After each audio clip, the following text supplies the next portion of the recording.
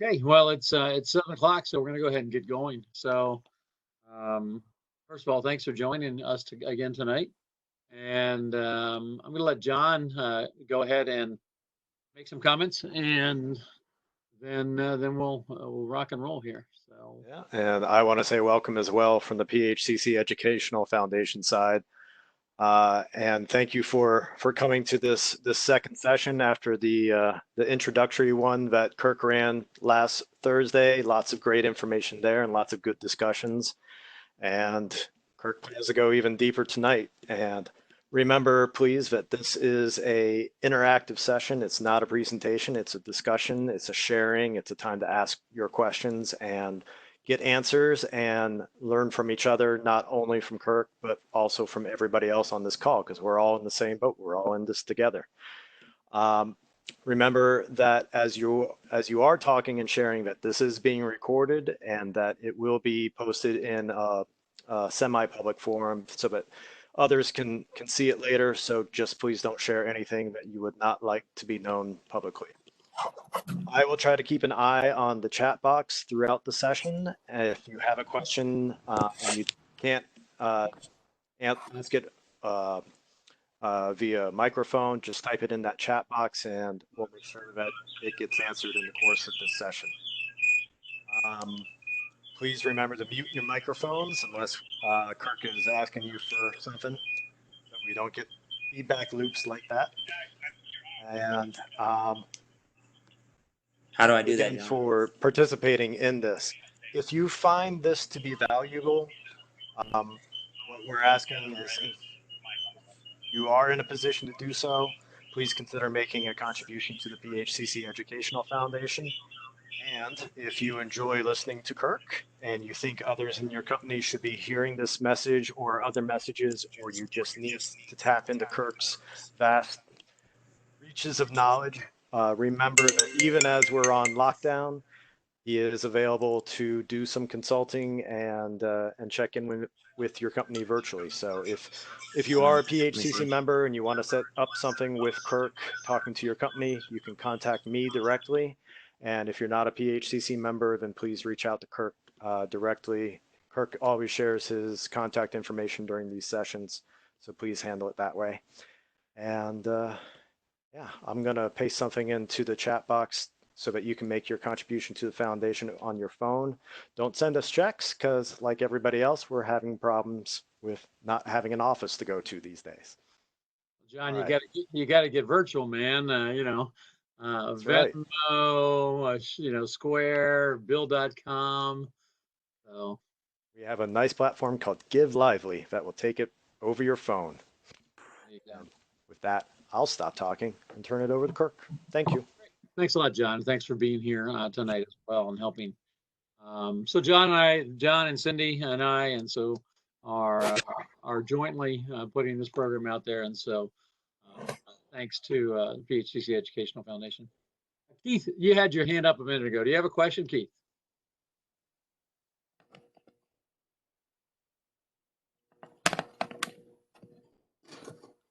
All right, for anybody, if you have a question, either go ahead and do like Keith did and just let us know, or hit the chat and we'll pay attention to that and ask your questions. So last Thursday when we met, the session was really the introduction, and so many of you who are back on again tonight were here for that, and so you listened to that and saw that.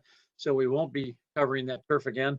If you are new tonight and you weren't in the introduction, you should have already been invited to the Dropbox where there's a recording of this of the introduction, and then we'll do that again with each subsequent night as well. So yeah, so go back and check those out. Also, we'll be putting up additional tools, forms, documents, SOPs, application forms, all those kinds of things. But the most important thing about the process tonight is that it's a conversation. So I think that's how I really want to start it tonight. So actually, I'm going to unshare my screen a little bit so I can see more of y'all. And so I really want to start tonight by asking you, how you're doing. And while I care deeply about how you personally are doing and how you're feeling, because a big part of all of this right now with everyone we know and care for is people's mental health and how they're managing through all this. So I do care about that. I'm happy to talk to you about those things, but more specifically right now, what I'm interested in is what's on your mind. What's been your hot button since I last talked to you Thursday? So what's going on? What kind of questions do you have? What kind of problems are you having? And also, what are you doing? And so I talked to a group on Wednesday of about 40 people, and one of them made a comment, and a number of them kind of came on board with that. Is they said, Kirk, we don't have enough time to think about any of these things, because we're just struggling to survive right now. Well, the title of this course is Survive and Thrive in times of crises. So what are you doing right now? What's driving you crazy? What's working? So let's start with a couple of those. So I'd like to hear from a few of you about that. Sure. Kirk, this is Philip. Hi, Philip. Hi, how are you? What we're seeing right now is projects being put on hold, or actually are being canceled globally, and it's affecting quite a bit severely on the industrial side, and that's had quite a bit of impact on our resource planning on that end of it. The other side of it is now we're looking contractually on terminations, and clients are sending letters and sometimes not following what the prime contract or what the agreed contract states, and so we're going back to them. Yep. And also there's cost disputes as well, because we've mobilized resources and we've specifically stated these resources in the contracts, and they're sort of trying to use this pandemic as the excuse of not paying for those resources. So I'm quite heavily involved in it right now. Good. I think you started us off strong, Philip, because we're experiencing all three of those things as well.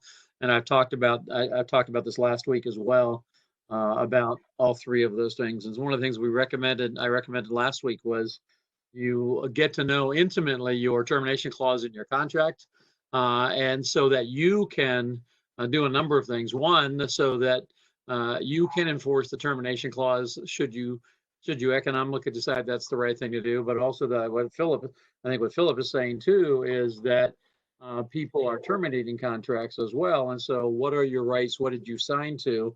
And we'll look at some examples of the termination clauses in more detail, and I'll encourage you to bring them forward too. So I'll ask Philip, since he's the first one that started talking, and Philip's really good at sharing documents and real data. If you could show us any examples, Philip, let's put in a Dropbox between now and next week, that would be great.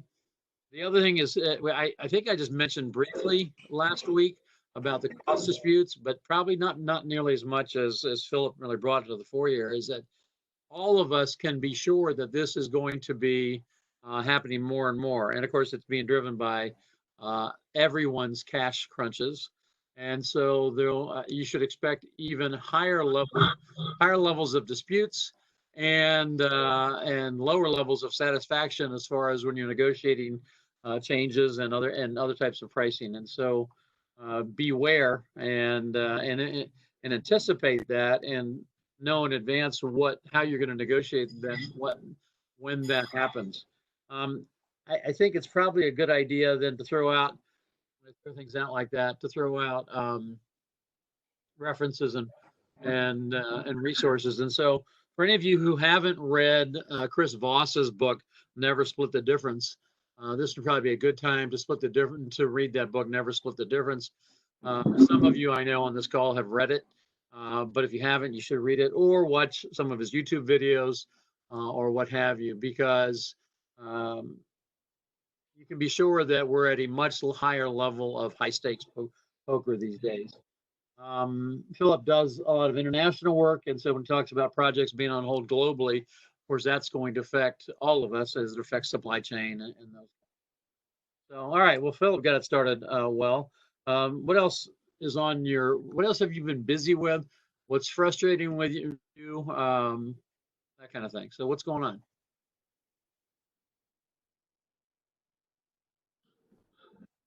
So Kirk, I'll let you in on a few things that we're doing here at the MSD. We're out of Dayton, Ohio.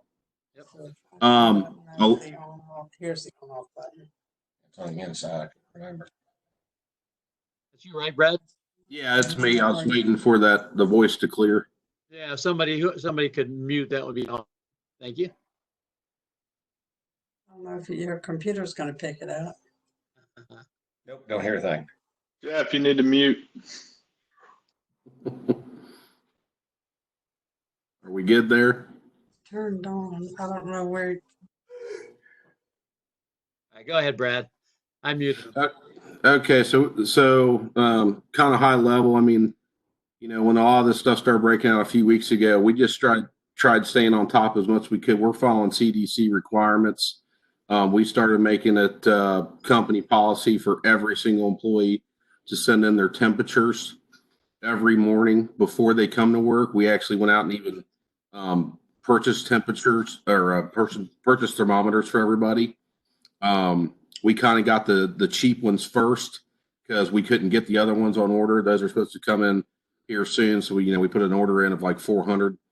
And we're just trying to stay on top of these policies and try to stay above everybody. We're really cracking down on general contractors and CMs. We're trying to crack down on them if they're not following what we're calling state guidelines of 6 feet apart. These kind of things. I got one job where this job has a masons and 10 of them are on the same line, and they want it. Then we got to lay out holes. We're telling the construction manager, bullshit. We're not going up there. So until your guys come down, then we'll go. So we're just trying to stay on top of national and state policies and making sure that we get this information out to these guys. We're constantly rewriting the policy and getting that out and getting that message out. And then we're also following up with phone calls because everything's kind of chaotic right now with information going out. I think we've written more SOPs and policies this past 3 weeks than we have in the past 3 months. I would say probably one of the biggest things that I don't want to use the word struggling with. It's just no one has the right answers, but the biggest thing is in the field and some with our office. The biggest thing with our field is they want to know what you don't know, what you can't tell them. Everyone is probably mostly aware as of April 1st, the labor law come out that, employers are covered for, or all employees are covered for 2 weeks of PTO for 2 weeks, as long as it's COVID-19 related and that they have 6 reasons for that it's pretty self-explanatory. So there's that, but then of course we've got the people already asking, well, what happens if it goes past that? These kind of things. So it's really just trying to, give these guys confidence and some. And again, we definitely have some people that are staying home because they're just flat out they're in a certain situation. They had a pre-existing condition. They have young ones at home, and we're allowing them to do that. And there is no penalties, of course, or any of that. I mean, we're just letting them, be with their families. So I would say those are kind of that's really the biggest thing right now that we're trying to navigate around. Hey Brad, are you paying your employees to stay off? So, as of up until March 31st, we are. How we handled it, I mean, everyone on this call is in a different situation. Fortunately for us, in Dayton, I mean, we were loaded with work. And fortunately, we have not had I've only had a couple projects, construction projects, get delayed or basically said, hey, we're going to shut down for 3 weeks. We had one nursing home that did that, but it didn't affect us as much. I mean, we still have all employees. We did have several that, they kind of want to take it. They wanted to take a voluntary layoff. We didn't stop them from that. We tried to, give them whatever options were available to them. And that was kind of before this bill come out. No one knew what was really coming out of the bill. There was talk on the media what was coming there, but now we have this 2 weeks, so we can get that message out. And so what we ended up doing was most of our folks still had PTO. Now, of course, you're going to have some that they've used all their up, or they were out 7 days and they only had 3 PTO days left. For most cases, we went ahead and just paid them and basically stated, look, we got to weather the storm here. When you come back, we're going to kind of just give you PTO up front and you can make it up when you get back, type of thing. Now that we've reached this point where, as of, April 1st, now the government's going to kick in, the employer fronts the, 2 weeks PTO. And then assuming, we get reimbursed through the federal government, which we put policies in place to make sure we're tracking everything through the options of 1 through 6. The federal government will kick in now as of April 1st for 2 weeks. But of course, again, it's the big question is, well, what happens if it's longer than that? And it's like, you don't exactly have that answer. So you just don't know what to tell them. Yeah. I guess that would be one of the things that I would struggle with the most, because you have a guy, looking at you saying, asking you a question that you don't have the answer to. And honestly, I tell them, well, this could happen. This could happen. I just honestly tell them, I don't know what will happen. Yeah, so I have a guy that has a pre-existing condition, and I don't know what to do for him. That's what it's kind of what I'm asking. Like, are you paying us guys that have pre-existing conditions that are just scared about getting sick? Are you paying their salaries for them to stay home? Up until March 31st, we more or less were. But as of April 1st, we're going off of the what was distributed by the U.S. Department of Labor. And in that case, I'd have to look at it again. I'm not looking at it. It's not in front of me, but I don't think if you have a person that's just scared that wants to be home, it doesn't fit that criteria. Yeah, that's what I understood. Yeah, so I talked about that a little bit last week. That was Sam Dowdy, and Sam's question was about the fellow with the pre-existing condition. And I'm going to come back and talk about an SOP for that that we've got, but I want to save that for a little bit later because I want to keep this part of the conversation going on right now. So, Brad, you said you've been writing SOPs, right and left. If I created a folder in the shared Dropbox for us with, I want to put them in different batches. So economic, marketing and sales, safety, etc. Would you be willing to share some of those in that folder? Absolutely, Kirk. Okay. All right. So what I heard you say, Brad, was that, and all of us are doing, I'm sure all of us are doing many of the same things. But also don't take that for granted. If you're on this call, don't take that for granted, because it's quite possible that you might be doing something that some of the rest of us aren't doing.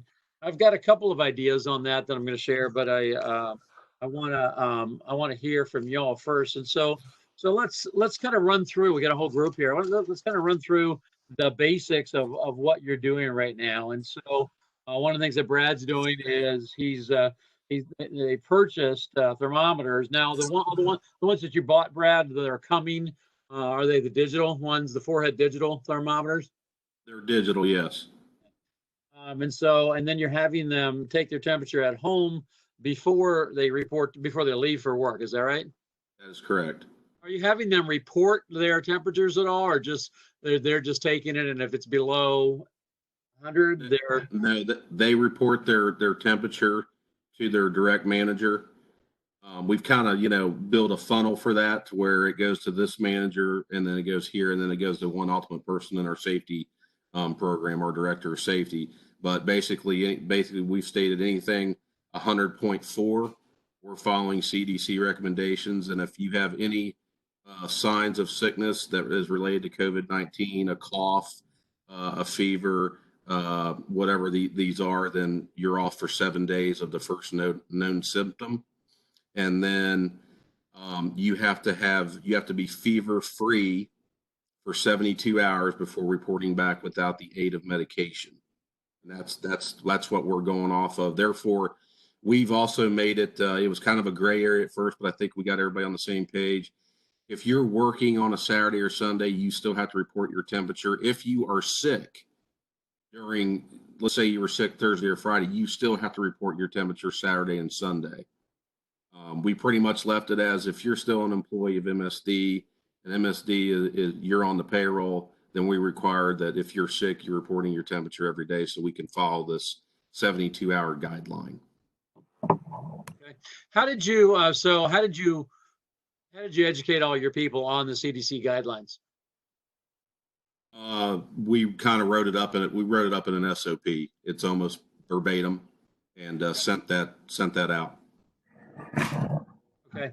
And then, and so the more difficult question, how are you ensuring that you're getting good data?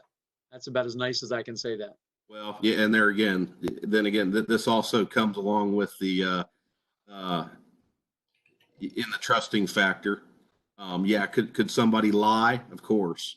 But we gotta put some things in good faith with people. Yeah. Yeah, I mean, somebody could lie, but being that we are kind of somewhat picking up their payroll if they stay home or not, we're hoping that limits that. Yeah, so I think it's a legitimate question because, and again, everybody on this call knows me and knows my philosophy about craft workers, that they're the ones that make us all our money, support the crafts from the fields, commitment number one, all that.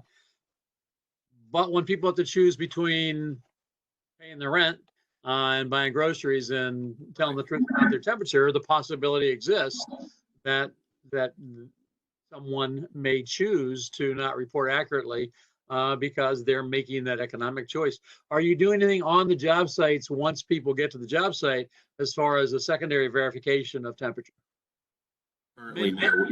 All right, so many job sites are doing that. Many general contractors doing that, where everybody that comes on the job, everyone who walks on the job, they don't go on the job until they get that, they get that shot in the forehead.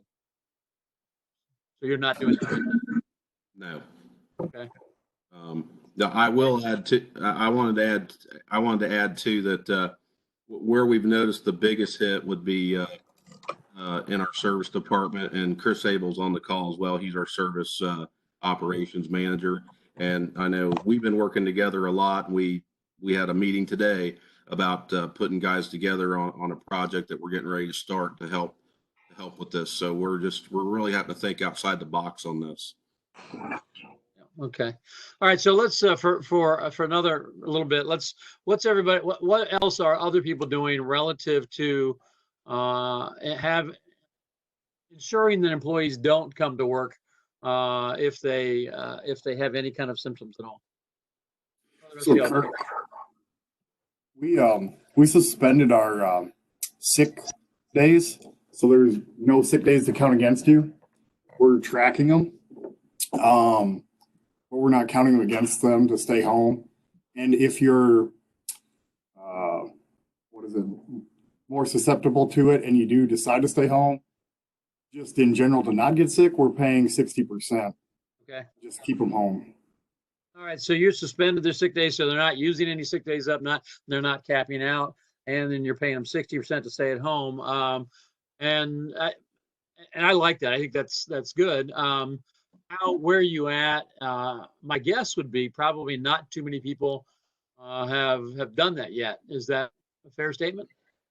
We have no one claiming any sick days. We have 2 older service techs that are staying home with the 60% pay.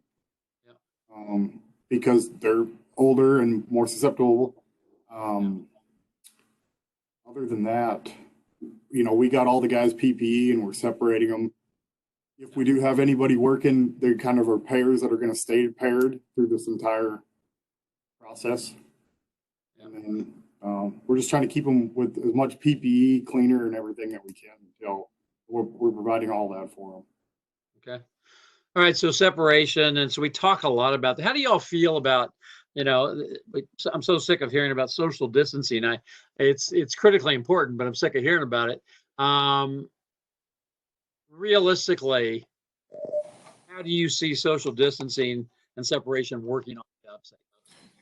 It's not working. It's terrible. Yeah. For service, we only need one tech most of the time. It depends on what you're doing, right? So it all depends on what you're doing.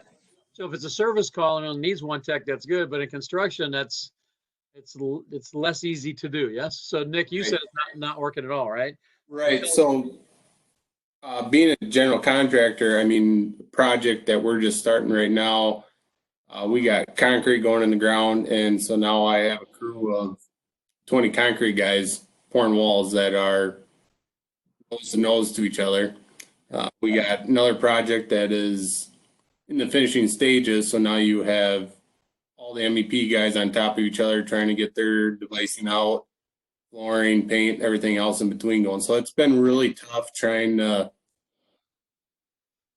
control that.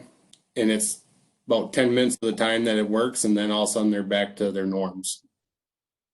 So what are you thinking about that? I don't know. It's tough. I mean, it would be nice to be able to say you guys can't be doing this, but at the end of the day, the majority of them are either from the same company or been working on multiple projects with each other. So it's really hard to just tell them you can't do it and you try to force it. And then you leave on a 4-story project and next thing you know, you go back up to the 3rd floor and everyone's congregated in the same room. Yeah. That's been our biggest difficulty in this whole thing is trying to limit it. Our superintendents have been trying their best, but at the end of the day, when they're trying to do their roles, instead of policing where everybody's at, then we start losing the productivity on their end. Yeah. Well, I think it's very difficult unless you're in a service situation, in robust construction. It's very difficult, I think, to maintain. Not idling. It's very difficult to maintain the separation. All right. So we got temperature taking.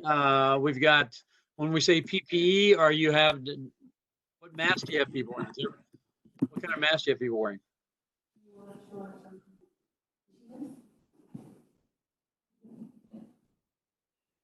Are you guys wearing masks? We're not. We're not. So. No, we're stressing the trying to maintain. We do construction work. We're trying to maintain distance to where when they are together, that they're trying to not be face to face. We're regulating their hand washing and the wiping down of tools, commonly shared tools, certain points of the day.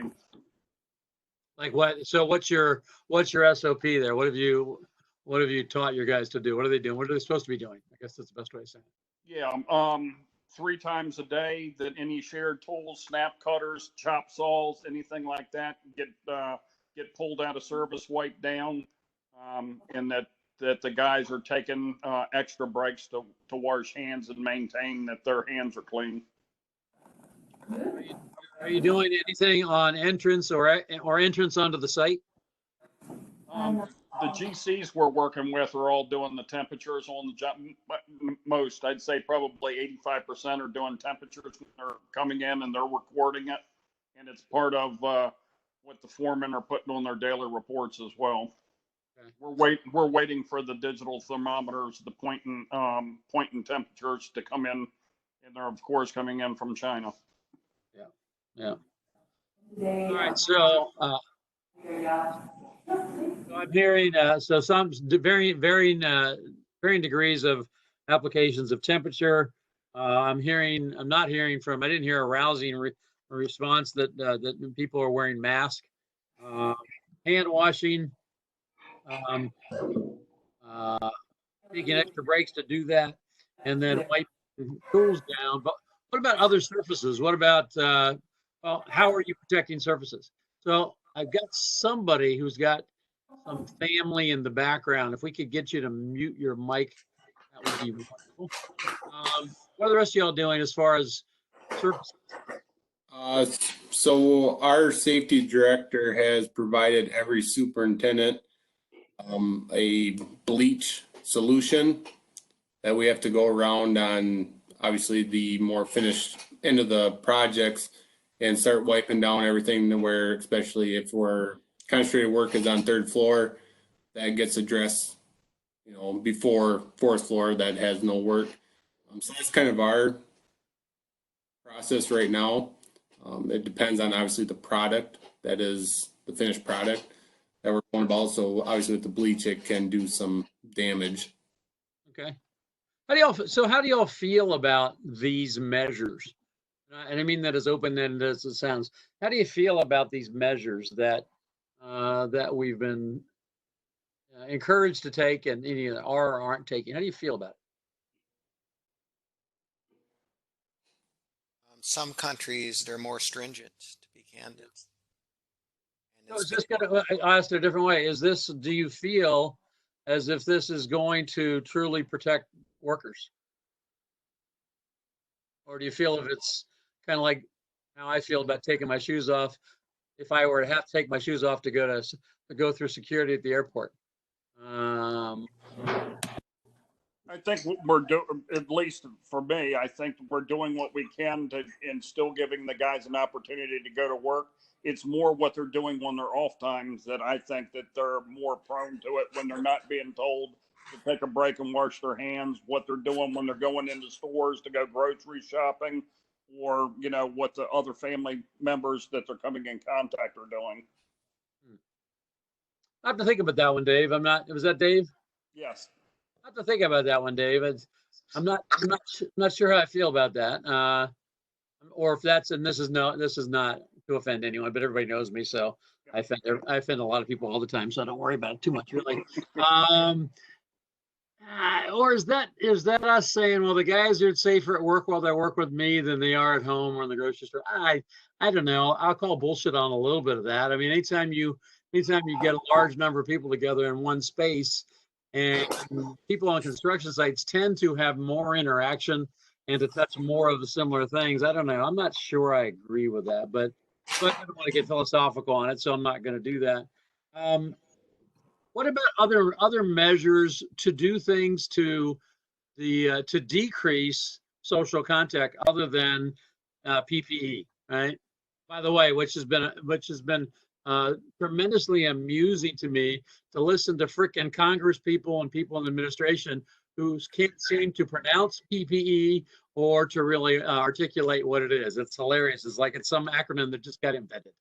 So it makes all of us as construction folks, I think, feel superior because we actually know what it means and can say it.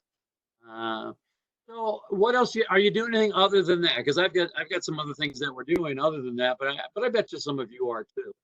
Yeah, we've implemented a lot of Zoom meetings. Okay. Or if it's even some subcontractor meetings to owner meetings as well. So we've really dived into that, which has actually been damn near a game changer, even with just the communication to my superintendent on site.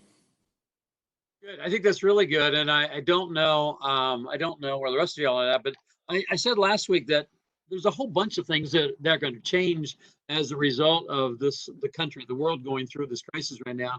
And actually, there'll be a fair number of things that change about the way we work. And I think some of those could be quite good, right? Getting our field personnel, getting our subcontractors, general contractors, owners to actually communicate digitally instead of having to go somewhere and waste the time to get there, sit there, et cetera. I think that's probably a good thing.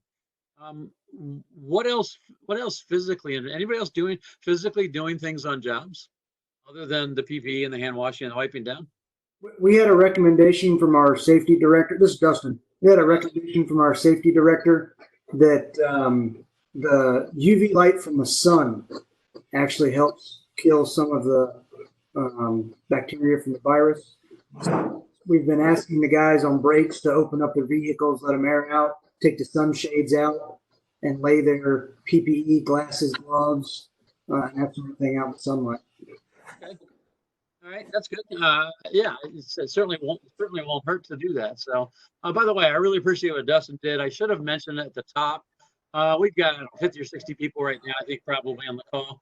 So when you come in and you start talking, just remind us, it's like you were on the conference call, just remind us who's talking, and that's useful as well. Anybody do anything? Kirk, Go ahead. yeah, this is Sam Dowdy. Hi, Sam. Out of Austin, Texas. Belfort Betty's doing shift work on some of our jobs. So, it's like morning shift and afternoon shift, so we don't have the same group of guys together. And I don't know how well that's helping. Good, and that's one of the ones I was going to, is that we're seeing a lot of shift work and doing shift work, and I'll encourage all of you to think about that and think about going to your customers and your general contractor about shift work, because if we could just simply, if we had a 40 man on the construction site, and now we can do 2 shifts with 20 men, that's going to be better for sure.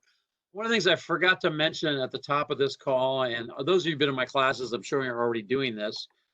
That's a hint, but let's go ahead and start now.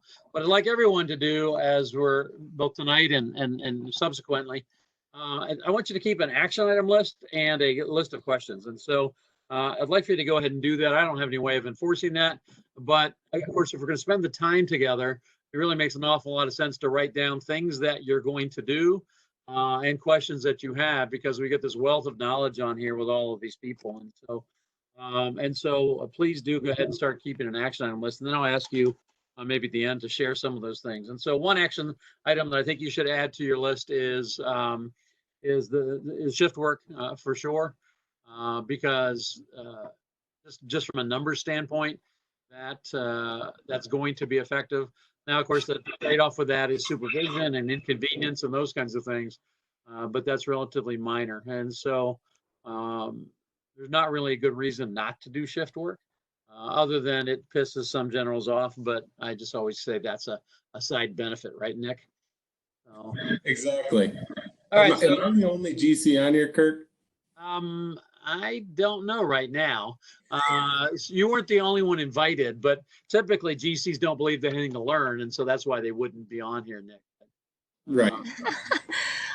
This is Jaren. I'm a GC There's as another well. one. There's Jaren right there. Jaren's a GC as well. So good. So are you doing anything different other than we've already talked about in Hawaii, Jaren?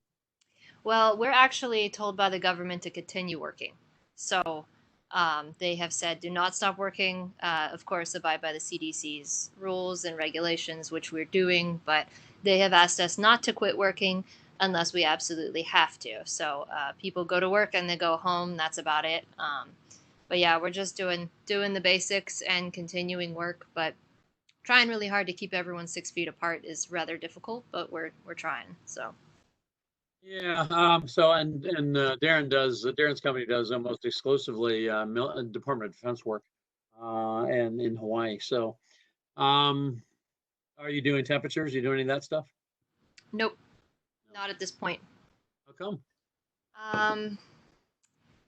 Well, to be honest, I think a lot of people think this is a big overreaction, but we are trying to convince some of the people in management that it's either way, whether it is a big overreaction or not, it needs to be addressed very seriously, or we're going to start building up incidents on our OSHA 300 form. So. Yeah. That's I'm going to say it's sad to hear that. That's very unfortunate,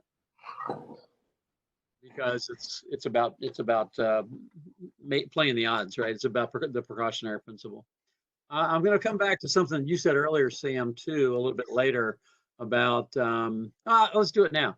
So one of the things Sam said earlier, and Sam's in Austin, was about he had someone who had had a condition, in the classification of a pre-existing condition. And so he was opting to stay home. And what sounded to me like Sam was asking is, are you all paying your people who are opting to do that?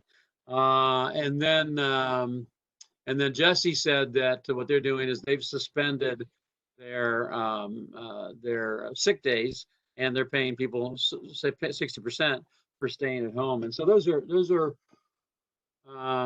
And I think what's behind Sam's question, and Sam's a good guy, I know Sam, That sounded like somebody, didn't it? Sounded like I was at a press conference there. And Sam's a really good guy. It sounded like, Sam, like what you're asking is, do I have to pay this guy who self-selects out of the workforce because of a pre-existing condition? And the answer is no. But different people are handling that different ways. And so what Jesse said is that they're paying them 60%. Now the question is, how long can you afford to do that?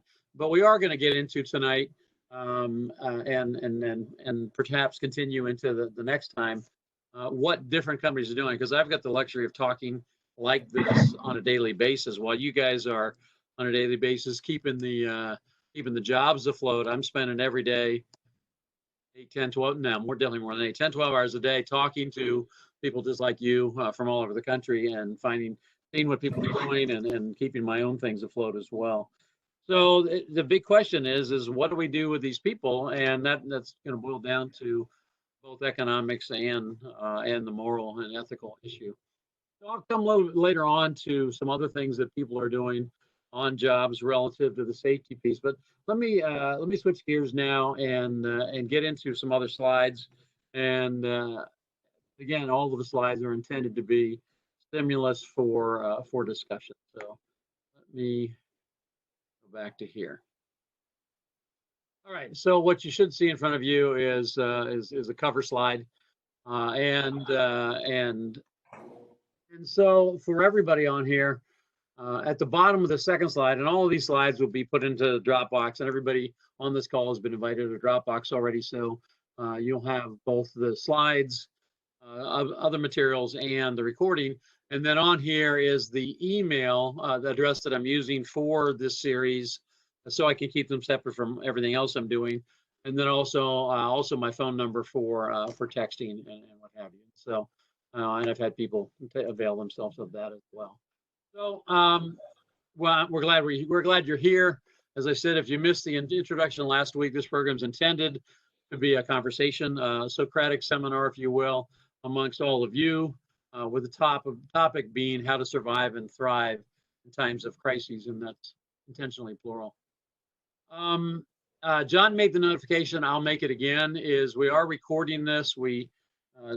Foundation, John and Cindy and I feel strongly that the more people that we can expose to people, the more people we can expose this conversation to, the better. And so we are recording it, and then other people will be able to see the video and listen to what we talk about.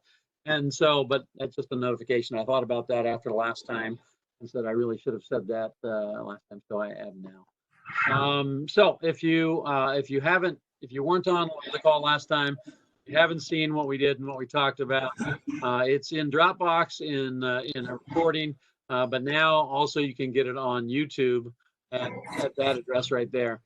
As of tomorrow, it'll be on a YouTube channel, but I didn't want to put up on a public YouTube channel until I had given the notification. And so tomorrow there will be a YouTube channel, and y'all gonna laugh at me, and it's okay.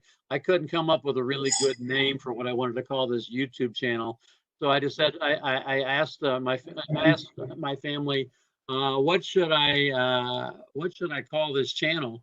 And they have lots of really clever, smart-ass kind of things that we don't want to articulate. And so one of them finally said, why don't you just call it Kirk Speaks? And so that's the YouTube channel it's going to be on.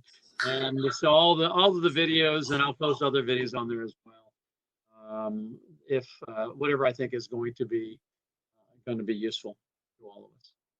All right, and so I already talked to you about a numbered action item list. Come to class with questions, problems, issues that you're dealing with. As I said last week, I've got a number of CEOs and presidents I talk to on a scheduled weekly basis, and I had 3 of those today. And I'll be bringing what they're doing into this discussion as well. And so the more you share, the better this is going to be. And I'll do the same thing. The last bullet on this slide is I'm going to ask that none of you are floaters or free riders. And so if we got 50 or 60 people on the call, we all would really like to hear from all of you. So that's that. So the big business and news this morning was were the unemployment filings. And so at 6 a.m. this morning, when I turned turned the station on, I see the new data. And I'm not gonna pull those links up. Does anybody know what the number was today for last week? 6.6.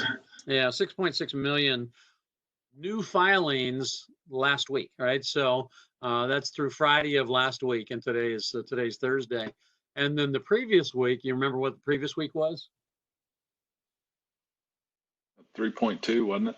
Yeah, 3.3. And so the previous week was 3.3, and at 3.3, that was the highest highest increase in number of filings since the Great Depression, 1929.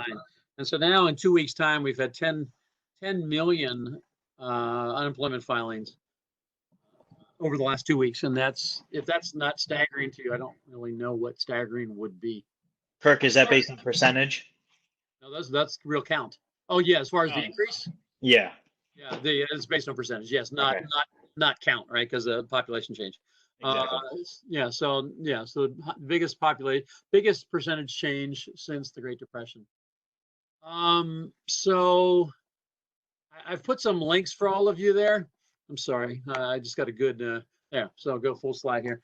So I put some links here, and I'm going to give you an action item, a couple of action items here. And so the first link here I'm not going to go to is for the data that came out today with the additional 6.6 million filing. And so here's the action item for that. Maybe I will go to it just to show you one thing. I want to go into the I don't want to go into the rabbit hole of government data, but I am going to pull this up because I'm going to give you something that I think you need to go and do for your company. All right, so what you should see right now, can you see now, it says news release at the top? Yep. Yeah. All right, good. So this is from the Department of Labor. This is what came out 8:30 this morning Eastern. And so that gives the numbers. You can see adjusted initial claims for last week was 6,648,000. All right, so you can read all of that. You can see the increase in the second paragraph there. There's percentages increase, and then raw number increase, and so forth. But what I think is going to be even more useful for your company, so you can scroll through this if you've never read one of these, it probably as a working professional, as a senior manager in your company, I think you ought to understand what these things are telling you. And so that'll show you by states the highest insured unemployment rates in the week. It also gives you numbers and raw numbers, and I think both of those are interesting. Gives you changes from week to week, gives you 4-week moving average, and all of those things I think are pretty self-explanatory. But if you're not used to looking at this kind of data, then you might need to spend a little bit of time the first time you go through it. But then I get to what is I think most useful for y'all on this call is to look and see what's actually happening in your state. And so, for example, if I go down here and look at Hawaii, Hawaii had 48,000. The prior week, 8,000. So that's a 6-fold increase over the period of a week. That's a huge change. So one, I wanted to give you a source for you to look at the data, but now I'm going to draw on you and ask you, okay, you all are running your companies. The title of this class is Survive and Thrive in times of crisis. And so how else might those numbers be useful to you?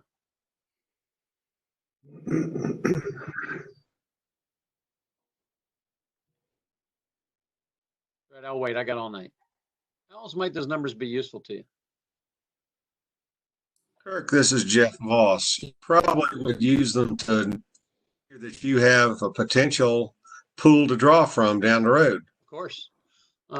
I mean, we're going to get out of this, right? I mean, if we don't die, we're going to get out of this, right? If we do die, it's not going to matter. That's right.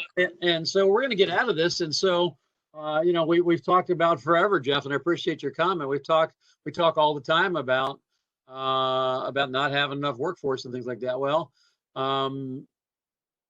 this is an opportunity, and there are people that are coming on the street. And so the question is should you be recruiting, or should you at least be paying attention to where people are coming from? It could just be an opportunity to pick up people that you could use. What do you think?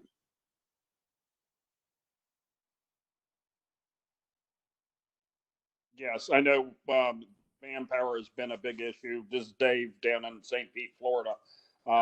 It's been a big issue for a while, and we're starting to see more people responding to the ads right now. Yeah. Yeah, and so there's definitely going to be more people responding because the people are available. One might think that you actually have a little bit of leverage and power as an employer because there's more people in the market. You probably do. We're going to talk about wages in a little bit, and so you might not have as much power as you think. But surely one of the major purposes of the stimulus is to keep people working. And so on the unemployment, I wanted to make sure everybody knew the magnitude of scale, which is 10 million new filings in 2 weeks. And so that to me translates to a family of four, about 40 million people. And we only have 330 million people in the United States. And so that's the first link. The second link is just a general Department of Labor website, which I think everybody ought to go to periodically as managers to pay attention to what's going on in your markets. The next two are simply articles about the unemployment filings and then some predictions or projections about what the implications for that are. And so kind of as a homework assignment, I'd like everybody to take a look at those links as well.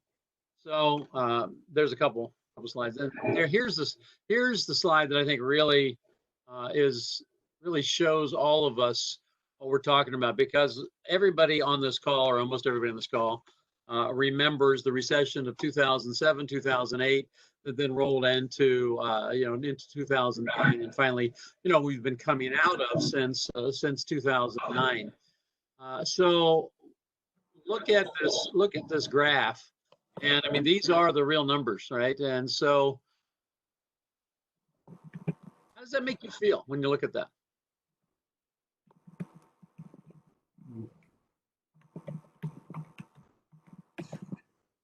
Nervous. Okay, that's an honest answer. Tell me why. Well, all of a sudden we've got this giant spike in unemployment. Somebody's going to end up paying for it in the long run. We all know who that's probably going to end up being. Yep. Now, how do I make that work 3 months from now when the bill comes due? Yeah, no, I think that's a great comment. Is of course we all know who's going to pay for it. It's going to be Bill Gates and Jeff Bezos, right? We know that's who's going to pay for it, right? And the bill's going to come. What do you mean by that, Jeff?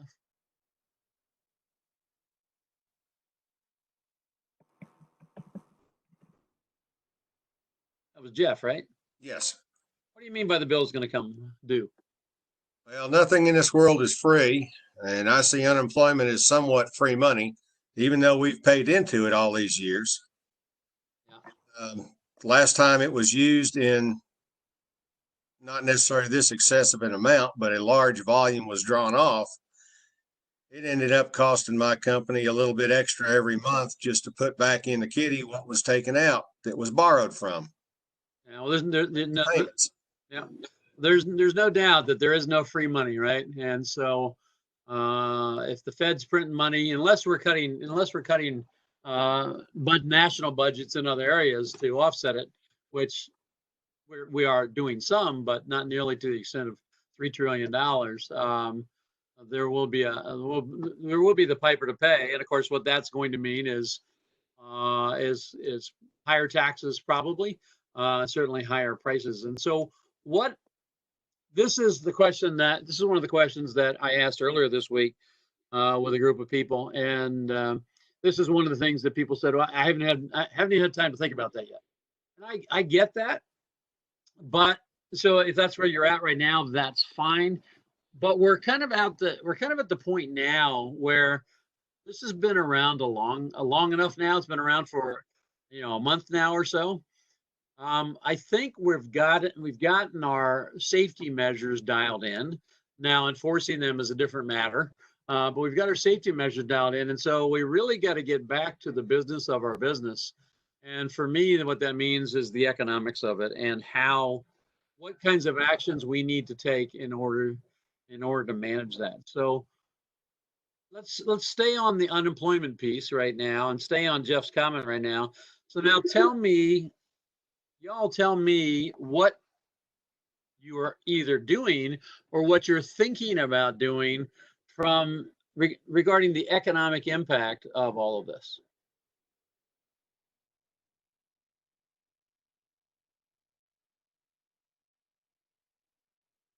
Hey, Kirk, it's Sam. Hi, Sam. Hey, I'm with kids, so I hear my kids yelling. Sorry. No problem. What we're doing, I mean, we're busy, and my backlog is pretty heavy right now, and it's none of my jobs are shutting down. I mean, I got stuff at University of Texas and Air Force Base, and it's kind of spread out. Mm-hmm. And I'm not getting any word of the jobs shutting down. So for me, I'm hiring. So the unemployment for me equals opportunity in my mind, because I need a higher level management. So I'm hoping it may bring me, at least one person that can help me out through this. Sure. Well, the good news is if you got 10 million from, you ought to be able to find one, right, Sam? I would think so. You just got to drop your lure in the right place, right? Right. So let's talk about that for a second, because Sam's not alone in his statement. And his statement is, we're busy, our backlog is heavy.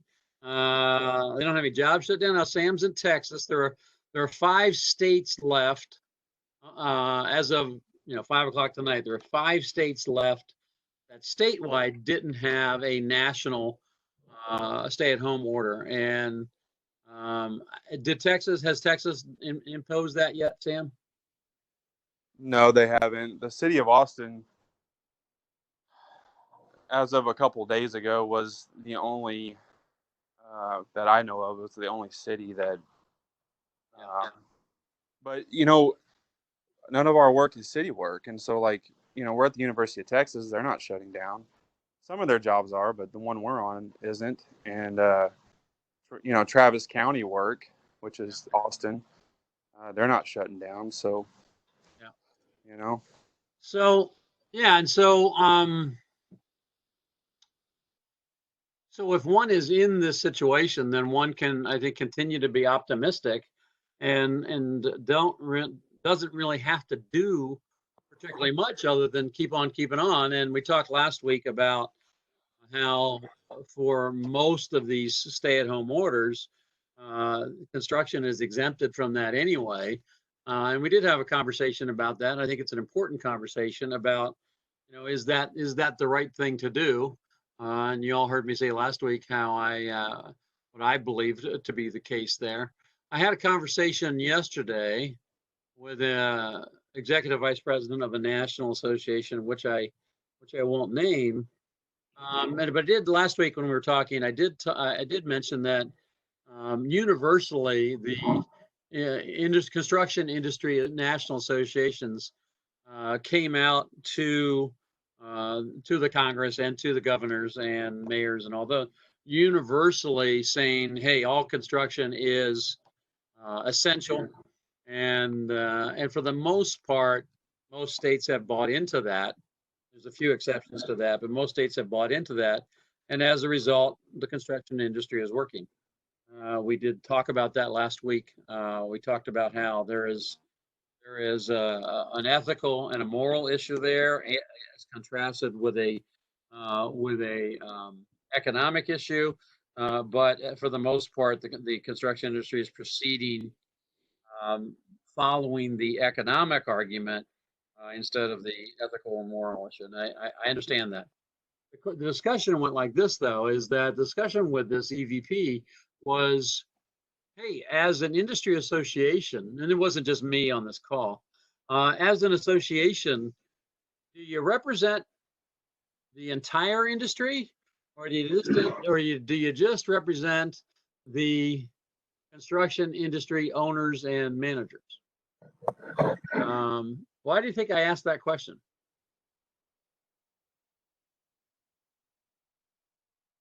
His outlook's Jeff again. His outlook's going to be different if he's representing one group as opposed to the entire overview group. Yeah, and in particular, who was I thinking about, and who am I most concerned about? The workers. I'm most concerned about the workers all day, every day, all day, every day. And I don't think we're acting that way as an industry. I just don't. And I think that's problematic. And so it was interesting because what happened is he actually called me back. And so I thought it was important. And I respected the fact that he actually called me back and we had this conversation. I don't know that it's going to achieve a great change, but it is about seed planting. And I know I planted some seeds last week, and I actually know some of those seeds have started to sprout with some other people that I've talked to as well. So there's lots of implications for this unemployment spike. The numbers should get higher. Last week we talked about the president of the St. Louis Fed saying unemployment could get to 50 in the second quarter, and Goldman Sachs 30, and so forth. And so those numbers, we're still looking at those numbers. And so on the good side of that is that there may be people available if you're hiring. I don't think it's ever good for mass unemployment like that. Nick, go ahead. You had a question. Go ahead. Yeah, so Nick in Wisconsin here. In Wisconsin, if you're deemed an essential, unemployment is pretty much out of the question then.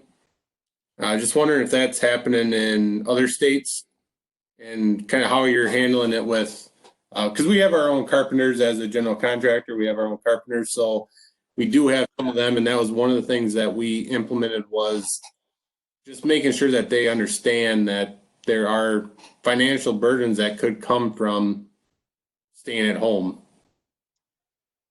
Tell me more about that. So I'm not sure I like that.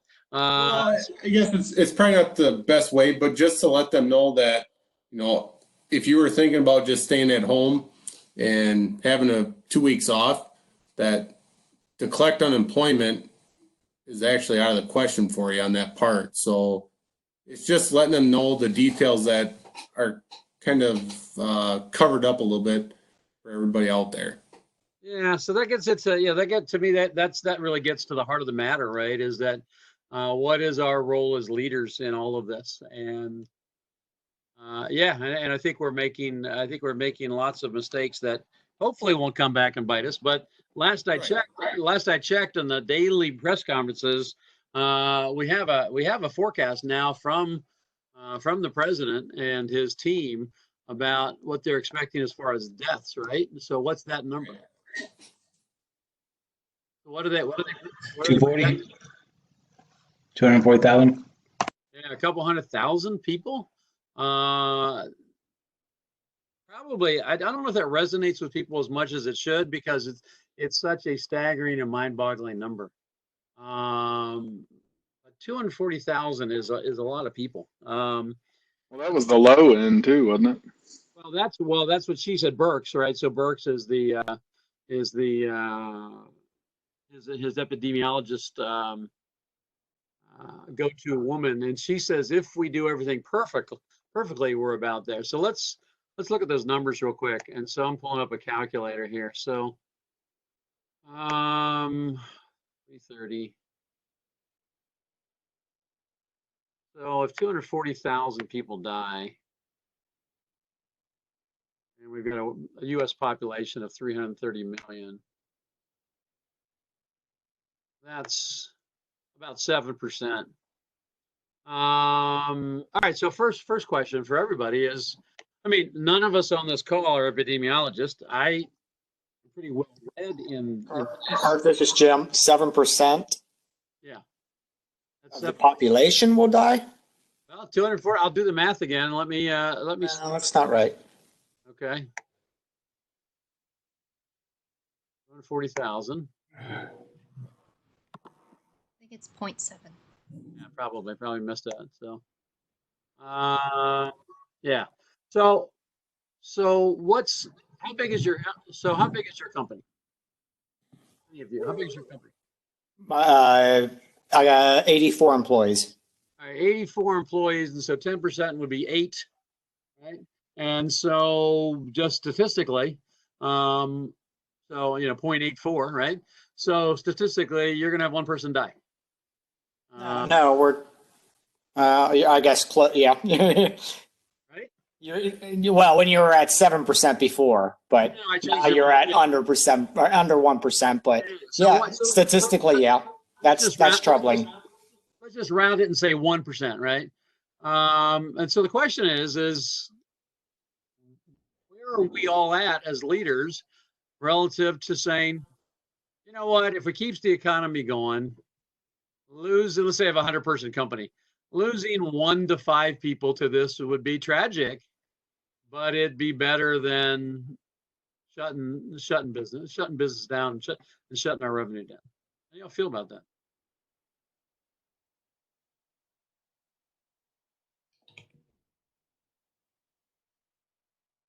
Oh, the big silence. Yeah, this is Jeff. It's a hard choice, but unfortunately, that's a fact of life. What's a fact of life? It's every day. Well, come on. That's not a very sophisticated argument. Yes, people die every day. People die every day. The question is do we have an obligation to protect the health and welfare of our employees? And you do it every day. Safety glasses, hard hats. You do it every day. But relative to this, how do you? Go ahead. And I think we're all doing everything within our powers right now to do that. Well, yeah, I don't think so. I could protect everybody from everything. Yeah. Now that's a cop-out argument, Jeff. I know that's a cop-out argument. I know for sure. We talked last week. We all know what essential services are. We know we got to keep the roads up. We got to keep the bridges up. We got to keep the hospitals going. We got to keep the food supply going. We got to keep certain types of manufacturing going. We all know what needs to be going, but we also all know that building a fucking office building is not essential. Exactly. We all know that building a track home. Let's say you're a residential contractor building a track home and building 100 homes right now versus not starting them until June is not essential, and it's bullshit. And we all know what's right. Yet, as an industry, we're not walking that walk. And I find that particularly interesting because in this industry in particular, we have a really strong culture of we are the core of America. I think we're the core values. We have people that I think walk the walk in most of their lives. Certainly, we have a lot of good faith-based people in here as well. But I'm just calling all of us out to say, are we doing the right thing? I had the same conversation. I told you last week. I had the same conversation a couple of weeks ago with the CEO, and he really pushed back hard on it. But then he went and thought about it, and so now what he's done in over 2 weeks' time, as he had a chance to chew on this, now he's gone to his general contractors and he's told his customers, and he has a mix of general contractors and end users and service and all that. He's gone to his customers and says, look, if it's not truly essential, we're not going to do it. We're not going to man the job.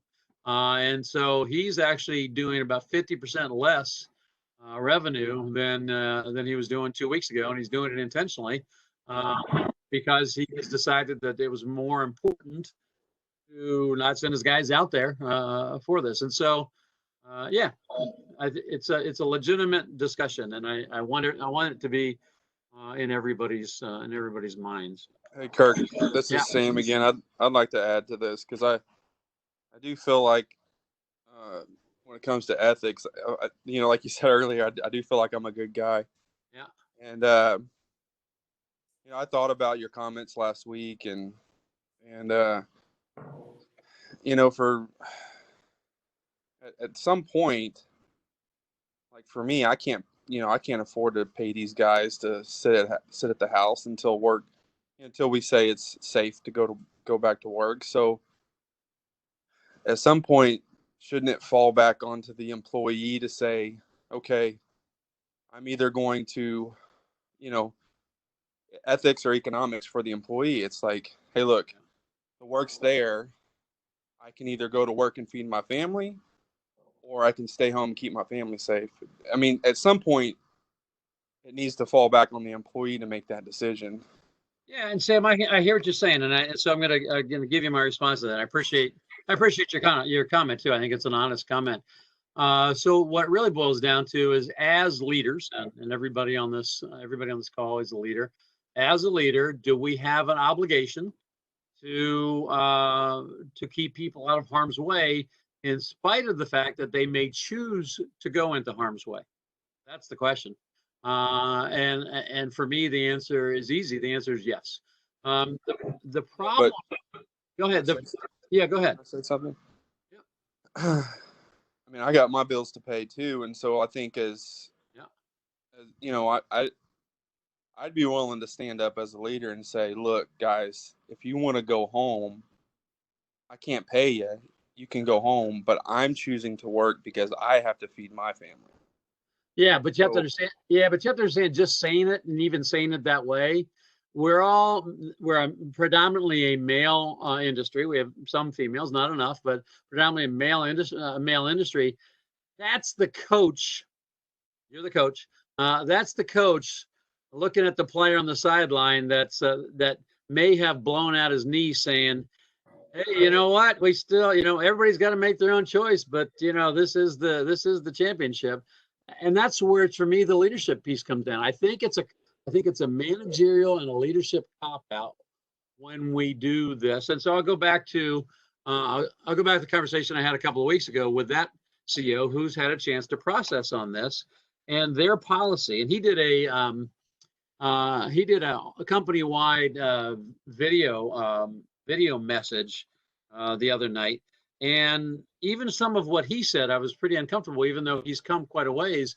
And the message that he put out there in a very pleasant way, very non-combative way, is, hey, you know what? Everybody needs to make their own choices. And if you don't feel like it's safe, then we're behind you. We understand that if you're in a risk group, or someone in your home is in a risk group or whatever, and you decide not to work, we're still with you, or you're still on our team. Now, he's like you said, Sam, he's not going to be able to pay them. But even then, we got to think deeper in our leadership there, because we all know the choices that most people are going to make, most workers will make, even if they have somebody at risk, and that the choice is the economic choice. Go ahead. This is Steve Larson. Hi, Steve. Going back to kind of Tuesday night, what if you offer hazard pay? Yeah, and so we're coming to that, Steve. Is that I think there is a solution to this, right? So Steve, that's a great question. So I appreciate the lead in on that, because there is I think a reasonable leadership solution to this. And so let's just do it now. So I'll go ahead and articulate now, because that was a good question from Steve. So here's the tack that we've chosen to take. The tack we've chosen to take is we're not working on non-essential jobs.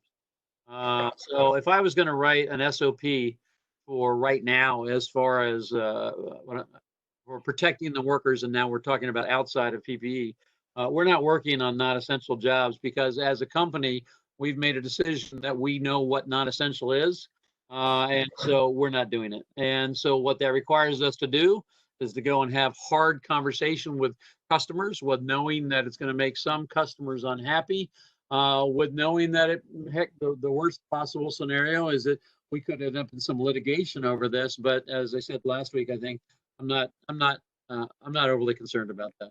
So, Hey, Kirk, yeah. What are your essential jobs? What have you defined as essential? Yeah. So was that you, Philip? No, it's Jim Nair. Okay. Oh, hi, Jim. Yeah. So I'm gonna. You know what? That's a good question. I'm gonna make an action item here. I'm gonna put that list. So I'll put a list of what we consider essential and non-essential, and I'll put that in Dropbox. So everybody like to see that? Yeah, that would be good. Because I mean, I understand what you're saying. What's essential, and right, and I can't identify really any of our jobs that truly are essential. Yeah, and I'm with you on that. I actually went through my job list, and we're talking 300 jobs. What's a job list? And it's like, shit, 10% are essential. Really, right? And so I'll put a list up there.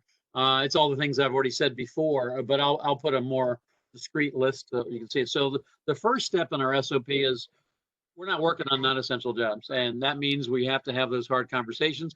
And part of what I'm going to bring into this class is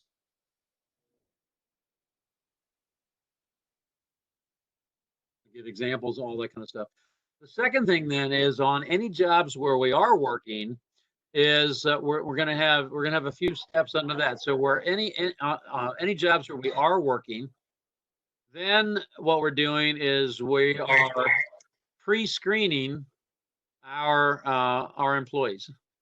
And by pre-screening our employees, what we're having them do is kind of like at the beginning with Brad and the temperature thing. You have to assume that people will respond honestly, but the pre-screening is a series of questions, and those questions are: are you aware of what the pre-existing conditions are that are deemed at risk? And so, do you all know what the pre-existing conditions are that are deemed at risk?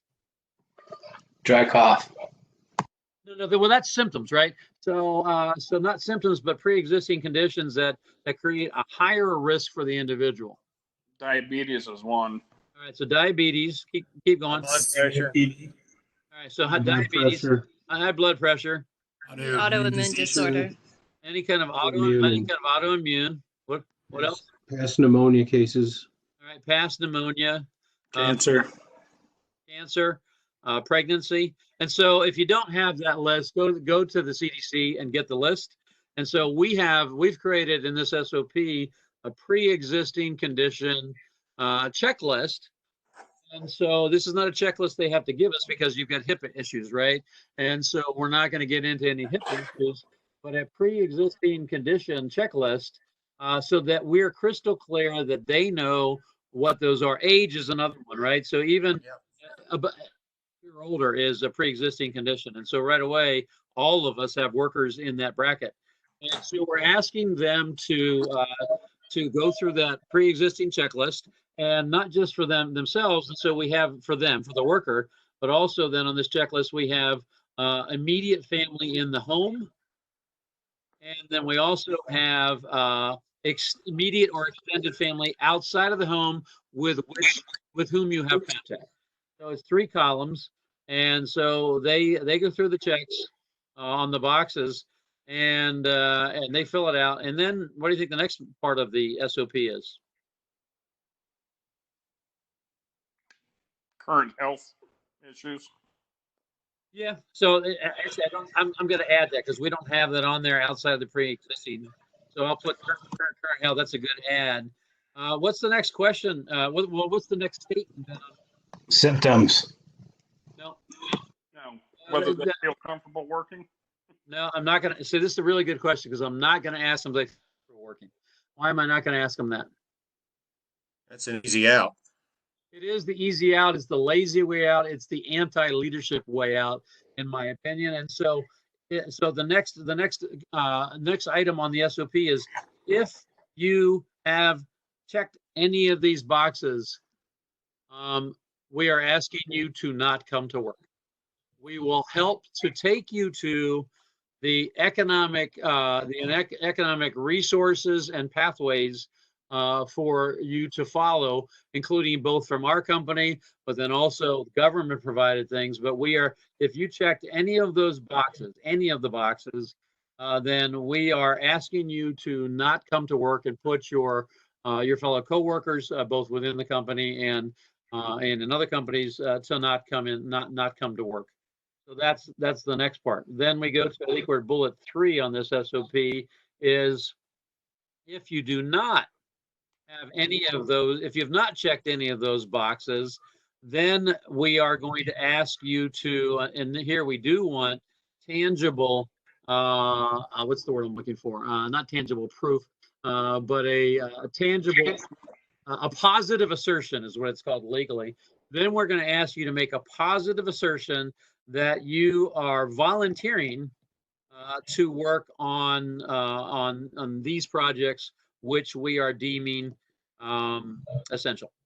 And we're deeming essential, not the government or some state order or whatever. So then they check the box that they're volunteering to do this.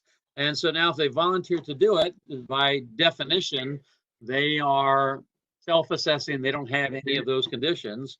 And so then the next thing we get to is exactly what Stephen asked, is what about hazard pay? Now, I've had a couple of conversations this week about hazard pay. And so I'll tell you about those conversations and tell you where we're at in just a second. But first, I want to enjoy the fervor that this will incite by asking you how you feel about hazard pay for your workers. Kirk, before we get into that, how did you break it to your employees?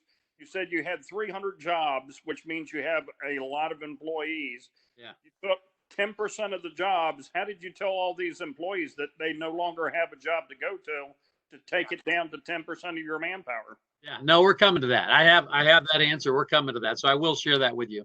But I want to say that because I've got a whole group of slides about how we messaged that. And I am going to share that with y'all. Okay. Are you passing it on to your owner? Say again? Are you passing the cost on to your owner? Yes, for sure. Okay. Before you talk about hazard pay, right, Steve? Yep. Yeah. So, but first, before we get to that, what is anybody on this call paying their field employees hazard pay?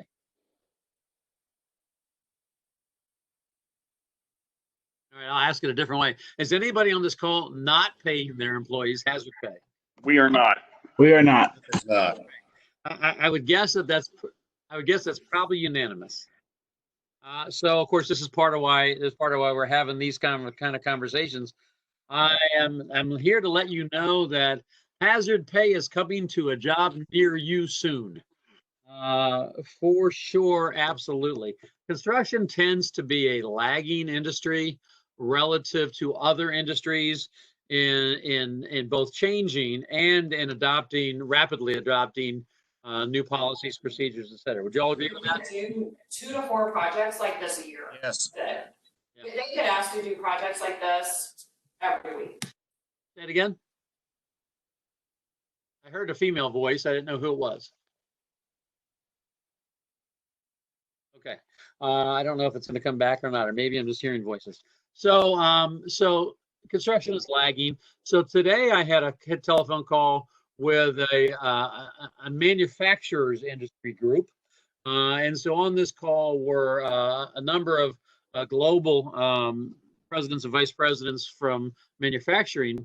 And what do you think all of them, and they're global organization, there were some people globally on the call, but the majority of them were U.S. manufacturers.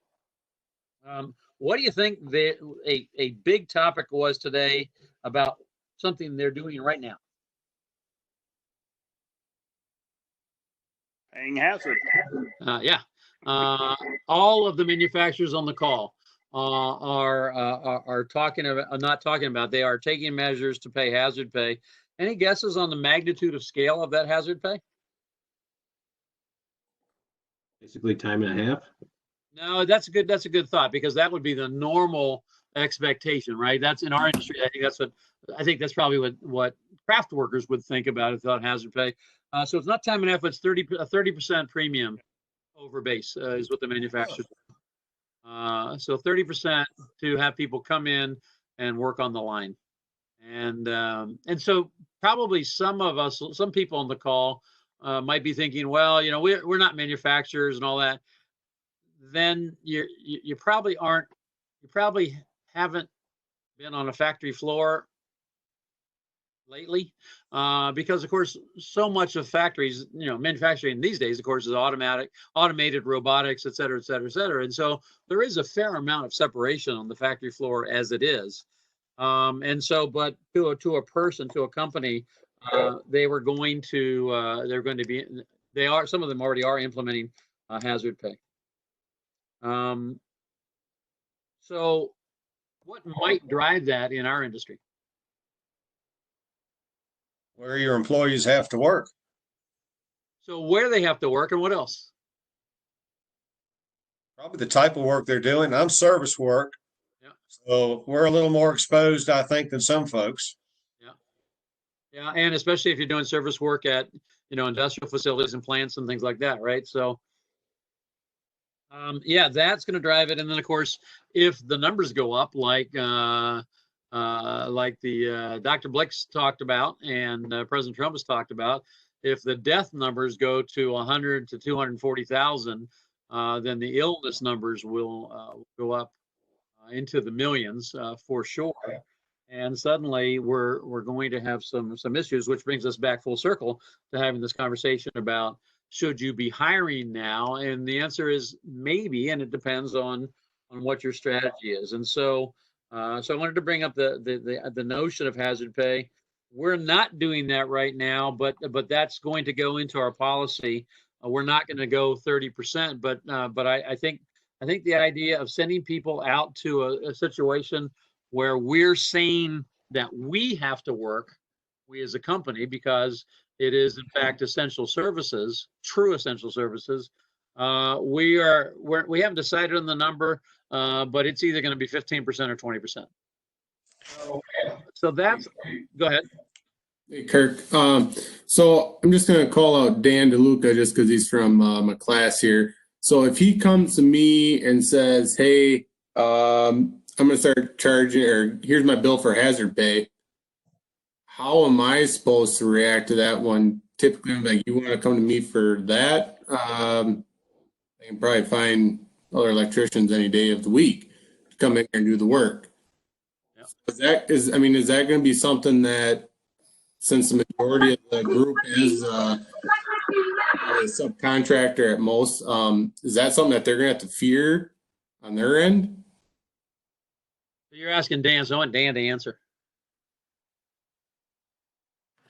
I really don't know the answer to that, but as far as I'm concerned, I think it's the employer. If they're going to want their guys to risk going out there, I think we would be responsible to pay for it, not the customer in line. But it'd also be the choices. We could incur it, or we could pass it on to the general contractor.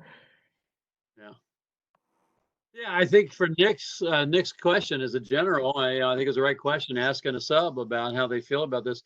Yeah, this is where we talked at the very end the other night about, we didn't talk much about force majeure, but we talked a little bit, and I gave you some references in the PowerPoint, force majeure. But this is clearly a force majeure discussion. And so all of you should be training yourself anytime you're having a conversation with a client. Probably the first two words out of your mouth should be force majeure as the opening negotiating gambit. Tell me why. This is an extremely unforeseen condition. There's no way you could account for it. That's exactly right. And that's what all of us as an industry should be messaging that to our customers all the time, every day now, is that they're going to be, customers, owners are going to be pushing back, like someone said at the very beginning of the call about disputing more costs, and I suggested disputing change orders and all those kinds of things because of their cash issues, and frankly because of greed and ne'er-do-wells and all those kinds of things. But but all of us need to start messaging force majeure, force majeure, force majeure. None of us could have anticipated this. Therefore, it is open for renegotiation. And so an action item for y'all is the more you learn about force majeure, the quicker, the better it is for you. Just to recap on our new SOP is we're not working on non-essential projects. We are defining essential versus non-essential. We're going and having those discussions with the client. We're talking about force majeure. Then we have a voluntary, well, not a voluntary pre-screening, but we have this pre-screening where the individual worker screens themselves with a real clear set of criteria. And then if they articulate in writing that they do not face any of those issues, then they are voluntarily, so the positive assertion, they're checking a box that they're willing to voluntarily go onto these construction projects that are essential, and that we're going to pay hazard pay. That's where we're at. Question about that. Are you also having them sign that they're voluntary doing it? Yes. As a risk management for future Absolutely. lawsuits? Absolutely. Absolutely. There's no doubt about it that just statistically, there is going to be a construction worker that dies because of this. Would you all agree with that in general? Just yes. Yeah. Now, hopefully it won't be anybody on any of the companies represented in this meeting, but it's going to happen. And then if I'm the family, in the good old fashioned American way, I'm going to sue somebody. And so there will be lawsuits over this. And so I appreciate the question because it's an honest question. Yeah, is this a risk? Is this doing good for our employees? Yes. Is this, I think, for us, the right moral and ethical question? Yes. Does it also, from a business standpoint, give us some risk mitigation? Yes. All of the above, and I'm okay with that. I think that holds together from an ethical argument standpoint. Hey, Kirk. Yeah, go ahead. So, I guess if I hire you as a subcontractor, then should I have you signing something that states that you're signing off on willing to work through this? Yeah, I think that's actually a really good question, Nick. Is that since you're a general and I'm not, I think it should apply to all of us, right? And so I think from a risk mitigation standpoint, from you as a general contractor, I think for you to ask the subcontractor to make a positive assertion that in times of COVID, they are willingly continuing to do construction on this job. I think willingly and voluntarily choosing to do this and are not coerced into doing this. I think I would be okay with you doing that with me. Okay, I know that's one thing we're kind of running into is, being the GC. I feel like a lot of subcontractors feel like we are the ones that are making them come to work. Sure.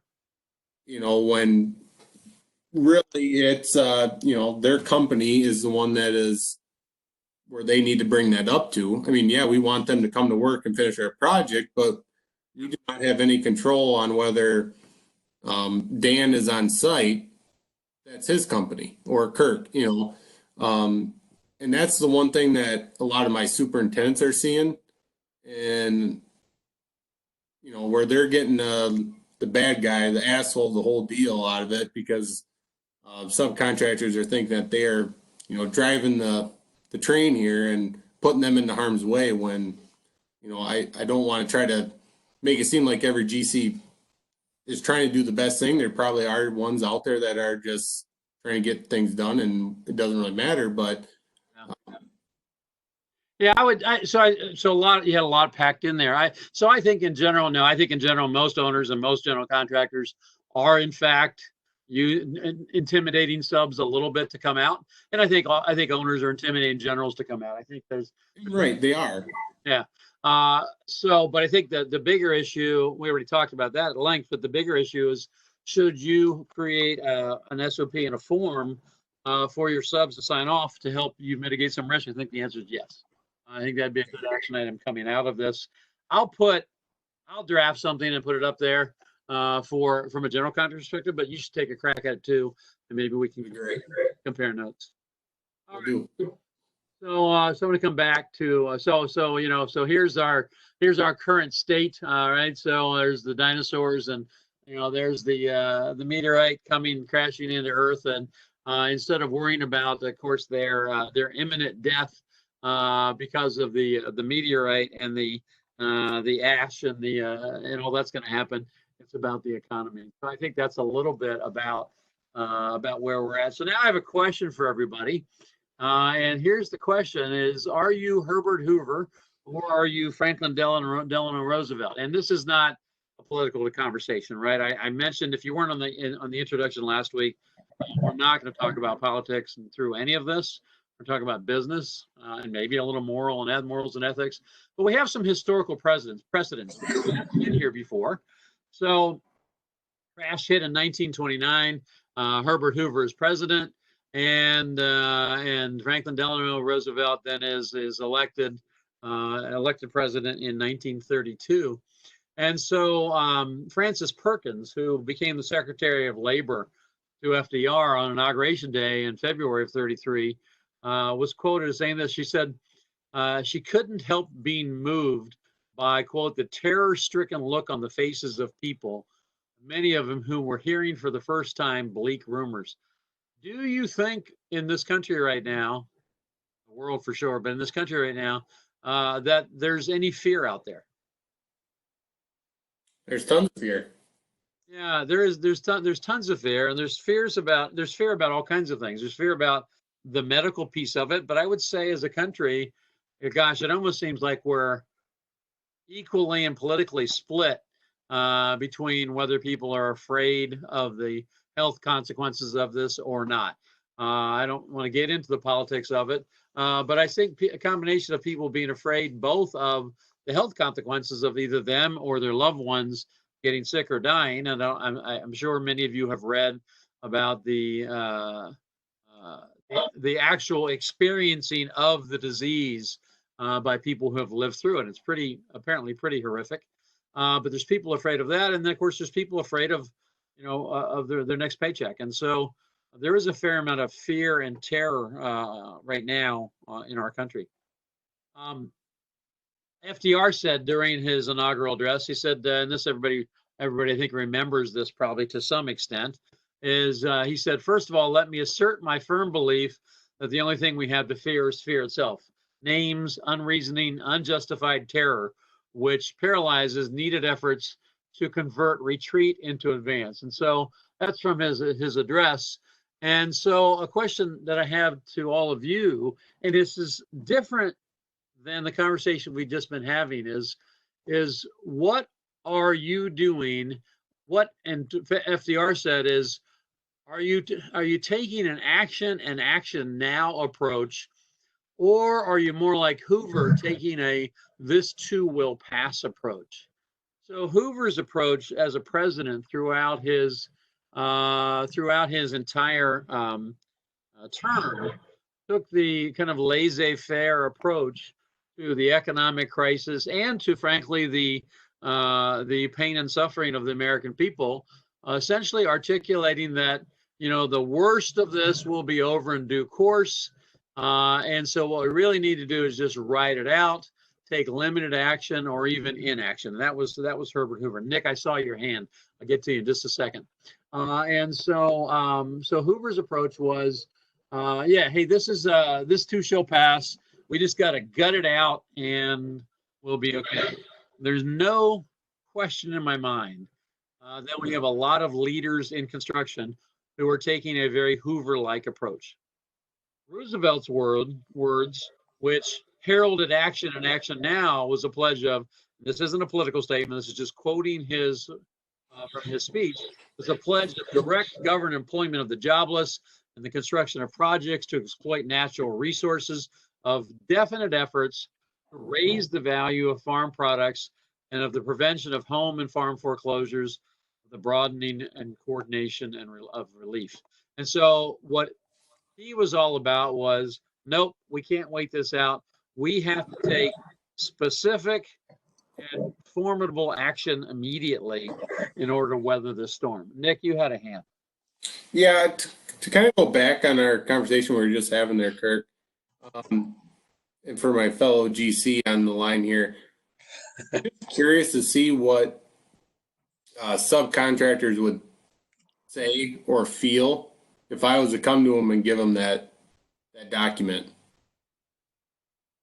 You know, if I'm coming to tell you, hey, you sign this before you come on site, you know, are you still going to come on site? Yeah, so let's good. I love the question. So Nick, so flesh that out a little bit. Tell me, you know, I articulate, but you tell me what's going to be in your form that I have to sign. Oh, that's a I shouldn't ask. All right, I'll try. I'll be the GC. All right, so I'm the general contractor. So Kirk Alter, general contractor. I'm the general contractor. We and the customer, whoever that is, have deemed the state of whatever have deemed this project to be essential. Therefore, we are continuing with the work on this project. Below, we are asking that you, as our subcontractor, agree that you are voluntarily entering the premises of this site and continuing your work on this contract, and that there has been no coercion or other persuasion, intentional or otherwise, to coerce you to work on this project. Something like that. Does that work, Nick? Yep. Okay. All right. So and is that when we hand them the change order for the additional cost to enter the job? All right, Jeff, I think that's exactly the right question. Is there has to be a quid pro quo, right? I think Nick has to do this to protect his company, and then I have to say, force majeure. I get it, and then of course you're going to decide whether you're working on that job or not. And then, yeah, absolutely. Now, because now we are renegotiated and it's okay. But I think Nick should have the right to give us that form, right? So next question, right, is the rest of the subs on the line. How would you respond to that? Would you sign it? This is Jeff. I would probably sign it, but again, my thoughts would be, how would it affect the force majeure clause in anything? And how would I approach that general contractor with, you know, any future changes? Because he's going to say, well, you volunteered to do this. Here's your signature. Yeah. You know, so I'd have to really think about what it all entailed. I can do that on my end, but I know several subcontractors who would go, we'll just sign it and go on. Don't worry about it. Yeah, I go for it. Yeah, I think a lot of people just sign it and go on. Yeah, I think a lot of people do, which then that's to your benefit, right, Nick? Right. I mean, and you know, not to sound like an ass or anything, but at the end of the day, that's what we hope for, is that you're just going to sign it. It's the same thing with contracts. Exactly. We put our fine tune in there and we just hope you sign it. Next thing you know, you come with us at a change order and we're like, no, that was included in your contract on page 7 in the fine print. But, you know, me personally, I'm not the one that's going to try to hide anything. I mean, I'm going to put it on page 1 so you know straight up that's how it's going to be. But at the end of the day, the majority is not always going to do it that way. Yeah, and I agree with you. So here's what, just following up on Jeff's, is how else would I respond? And if I decided that this, let's say it's a hospital, right? It's the easiest choice. It's a hospital. We got a hospital contract. It's a remodel of a hospital or whatever. Yeah, that's essential in my opinion. And so I am going to be continue to be working on those kinds of jobs. And so I would sign it, but I would probably ask you or help you if we're going to work together to collaborate, to be very specific about what the safety standards are going to be and how they're going to be enforced. I would be asking you for having a nurse or some other trained personnel to take everybody's temperature coming onto the job at any time, hand washing stations, rigidly enforced separation, multiple shifts. And so if you were willing to work with me on those things, and I think you would be, yes? Yeah. Oh, definitely. Yeah, to come up with the safest possible work environment we could have for people in the high risk position. And then back to Jeff's comment, we haven't talked much yet about how to estimate now in this time of the new normal, is that you are losing production. We've been tracking how much production we've been losing because of these safety measures. And frankly, people are less productive right now because they're worried about things as well. What do you think the loss in production because of these kinds of things is shaking out to be? We're tracking 20%. Yeah, we're looking at about 20%. And so if you're not tracking it, the people that are tracking it, we're looking at about a 20% loss in production. And so the question is how are you going to try to recover that? And you have to try to recover that. So you've got to be going to the owners and saying, hey, force majeure, we've got losses in production. You have to pay me for this 20% loss in production. So I think all of those things are reasonable solutions on essential projects, on the jobs in which we're going to work. So I think all of this hangs together consistently. So let's go ahead. And then maybe, pardon me, I might get your name wrong, Jaron. Maybe you can chime in on this, but the way you went about it, Kirk, with going about, let's work on the safety aspect of it first, instead of the way of Jeff coming at, well, how are we going to recoup the pay type atmosphere of it. I'm more apt for you, Kirk, if you came at me, all right, I'm willing to work with you on, let's do the safety and then start going into the numbers aspect. Whereas Jeff kind of came right away with the numbers. And now I'm thinking, you're coming at me with numbers. I already gave my budget in, contract signed, too bad, too sad. If you don't want to do it, you're fine. I can go and find the 7th other electrician or whatever it may be, So I think the way, like you said, Kurt, if, for the subcontractors out there to come to a GC and try to be a partner with them, the money part is going to fall in place towards the end, and it's going to be more negotiable at that point in time. Spoken just like a GC. And that's how it is, though. But it comes back to the negotiation piece, right? Because that really then it just feels different, right? Right. So I think we can get there. So here's what I'll commit to. I will draft something for us for next week as far as an SOP from the GC down, and then also I already have the other piece for my workers, and I'll have all of that ready no later than next Thursday. Would everybody like that? Yeah, definitely. That would be good. Yes, Yeah, that'd be great. good. All right, so I'll do that. Okay. Go Can I ahead. interrupt? This is Dave Boda. Just since I know you are a building owner and I know you're on the bank board and stuff, what's the ownership and lenders' perspective anticipating these types of force majeure claims and extra costs? Yeah, owners are, the honest owners are as terrified as everybody else is about the economic impact of all of this. And of course, what they will do is I'm just talking about owners right now, is they're going to push back because it just makes sense from a negotiation standpoint to push back. And then some people won't push any further and they'll just eat it, right? So it's the classic negotiation game. But if I can get the other guy to pay the whole freight, then good on them. But they also understand that there are going to be additional costs. And for the most part, the banks are aware there's going to be additional costs as well. And I am going to come to the banks here in a minute because I've got a lot to say about some things you need to be doing right now. And I will tell you, I've had a lot of conversations, both in my situation, but also with other banks over the last week. And the banks are woefully behind in getting their shit together in both distributing the stimulus package and in thinking about how they're looking at their current loan agreements and things like that with owners. And so the banks are sadly, slowly, I was to say coming up to speed. I wouldn't even say at their point of coming up to speed right now. Do they have any outs with like builder's risk insurance to help mitigate those? They do. And so builder's risk, and of course, the people that are most terrified right now are the insurance companies.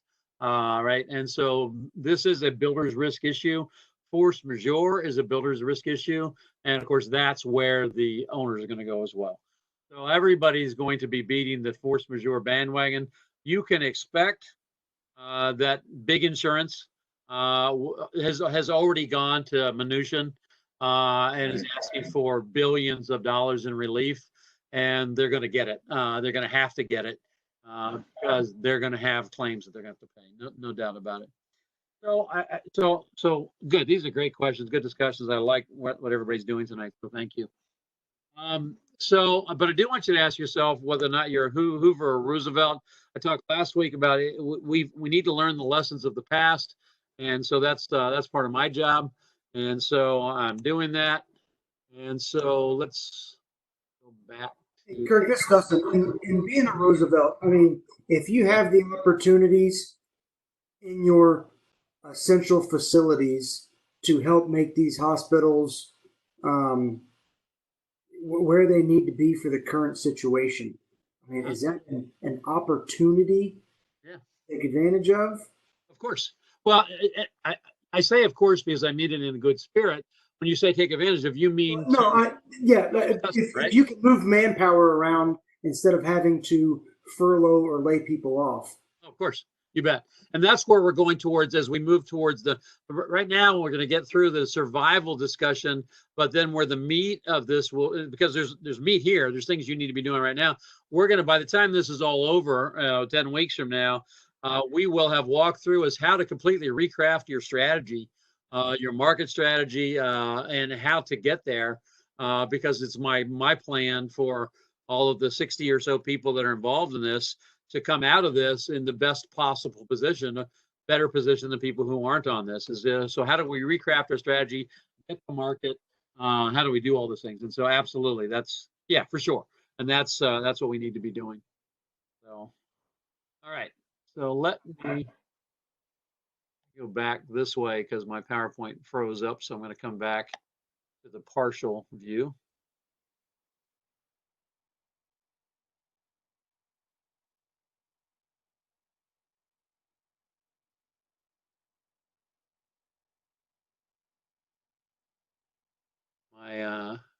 Sorry, 1 second.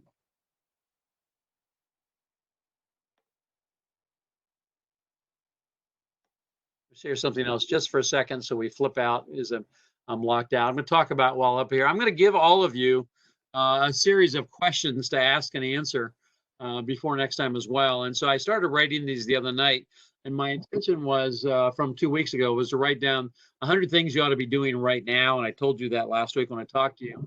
So I finally sat down and really started to flesh those out. And 2 nights ago, it was my plan to write down 10 questions, 10 things you ought to be doing right down 10 questions. And I stopped at 54.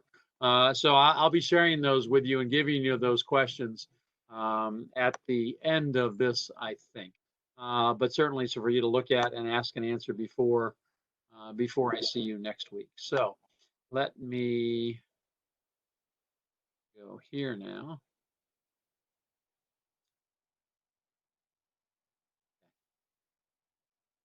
So now I'll be back to where I want to be.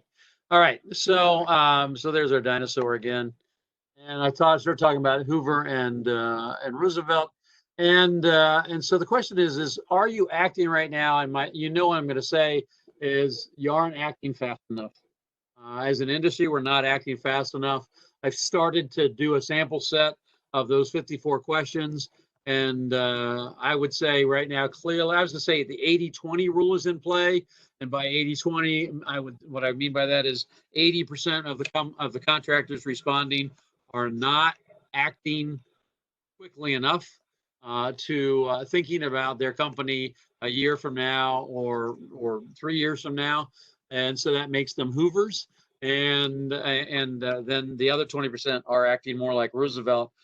And I'm here to tell you, your money, you need to be like Roosevelt. And so part of the reason for this is that we're still thinking about this whole problem logically and rationally, instead of understanding that most of the business things that you've been able to deal with historically in your life and in your business, you've been able to deal with logically and rationally. This is not like that, though. The health experience we're going through right now, the virus, is biology. And this is a crisis created out of biology, exacerbated by poor planning that will turn into an economic crisis. And so what we have done in the past essentially is waited passively for the recovery to happen, for banks to lend more money, for owners to unleash their purses and all that. But this is not that kind of thing. This crisis isn't logical. The biology isn't logical.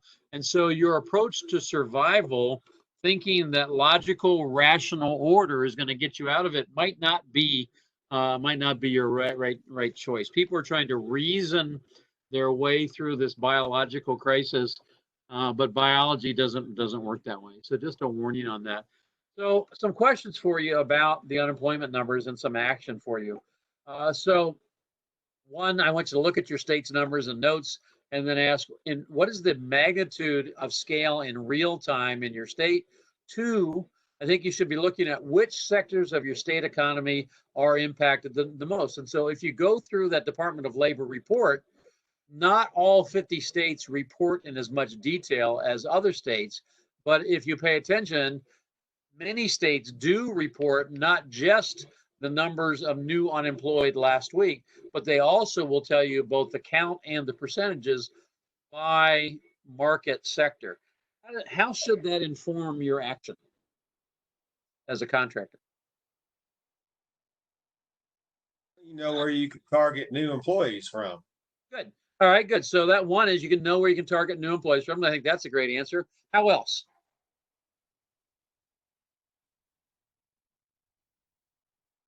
Think about markets. Yeah, you're learning which markets that you can help recover when the things do turn around. And I love that answer because that's the perfect answer, right? There's actually two answers there. One answer, you can know in the immediate term where to stay away from, right? Because they have no revenue coming in. But I love Dave's answer because it's my kind of answer, which is yes, in the short term, it's where to stay away from, but it's also, I know how to create wealth. You solve other people's problems. And so one way to start thinking about your pivot in your marketing strategy is, okay, which industries in your state have been hit the hardest, and then figure out how to help those industries come back. And then you get the feel-good piece of being both the hero to the customer, which will lead you to wealth, and which will help you to flesh out what your new business plan looks like. And so it should inform your marketing and your strategy. So who's laying off, who's not laying off, that should also be a signal to you about where to go. And so some questions about, who's still working out there. Well, you can see that from these reports. And so the question is can you craft a strategy to go ahead and attack that? On the third piece, which we talked about, is maybe picking up some workers. Is could you craft a strategy to begin some sort of neighborhood, community, state virtual training program that will both add value and provide a conduit to you for future workers? Now, I know how most of you are going to respond. Well, our association already does that, or we already do that. So PHCC already does that. Well, that's not what I'm talking about. In your companies, you have apprentice programs and you have training for people who are already employees. I'm talking about something like exactly what we're doing right now. What about just offering training, a 10-week, 3-hour-a-week class to people who are unemployed in plumbing or electrical or carpentry or concrete or whatever, and don't charge anything for it? They're already sitting at home right now. Do you think it's possible that by doing that, you could actually draw in some new people and say, wow, what a freaking cool industry, who we're not working. I'm sitting at home playing video games, trying not to get fat or trying not to run out of food. And here's a company or an industry group that's doing training for me for free. What do y'all think about that idea? And I want to hear from the PHCC people on this as well. Okay.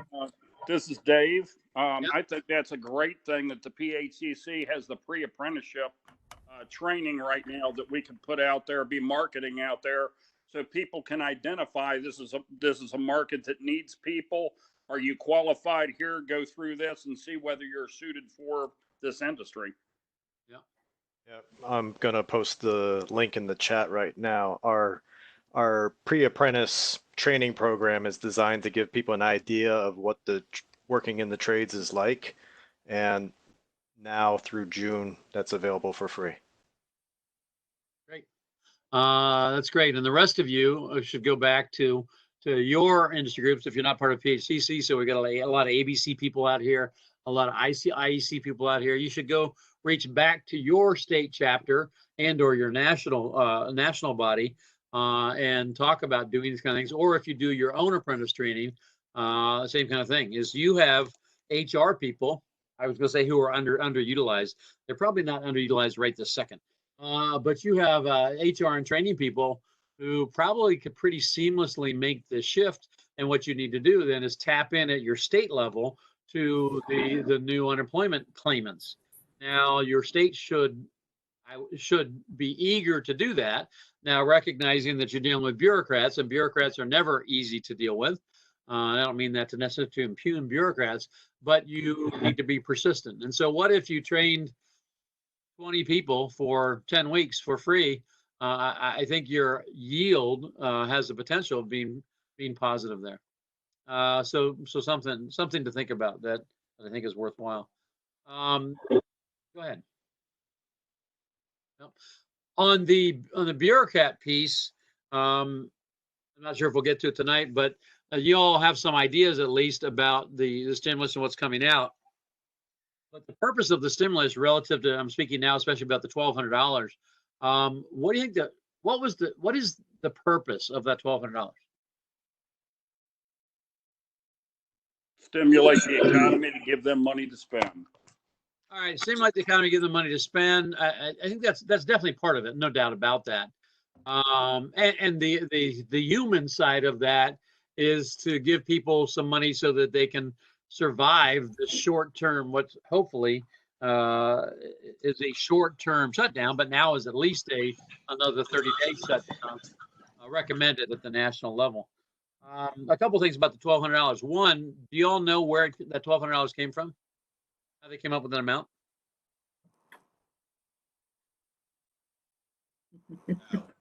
Do not know. All right, do them. So I won't pull the calculator up right now, but you can follow along with me.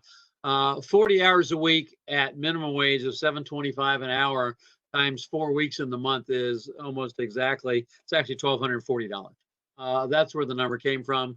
And so it is a month's worth of minimum wage for people. So that's where the number came from. Most Americans, none of us would look a gift horse in the mouth. Nobody on this call is going to get that money because none of you are in that wage group. If you make more than $75,000, you're not going to get it. As some of you may, as a couple, depending on whether or not your spouse or your partner works, may get it if you're at less than $150,000.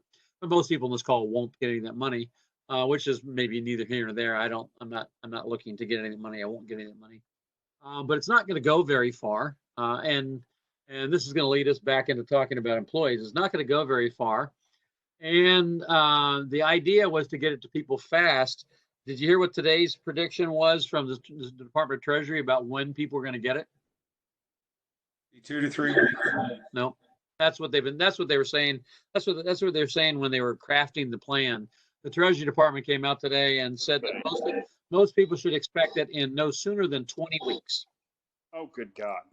20 weeks? 20 weeks. So that's 5 months. Isn't that great when our government gets involved in something? Yeah. So what's the, besides, you're right, Jeff, but besides the government piece about it, what's the moral to that story now back to you as leaders and employers? We can't tell our employees that they can count on that.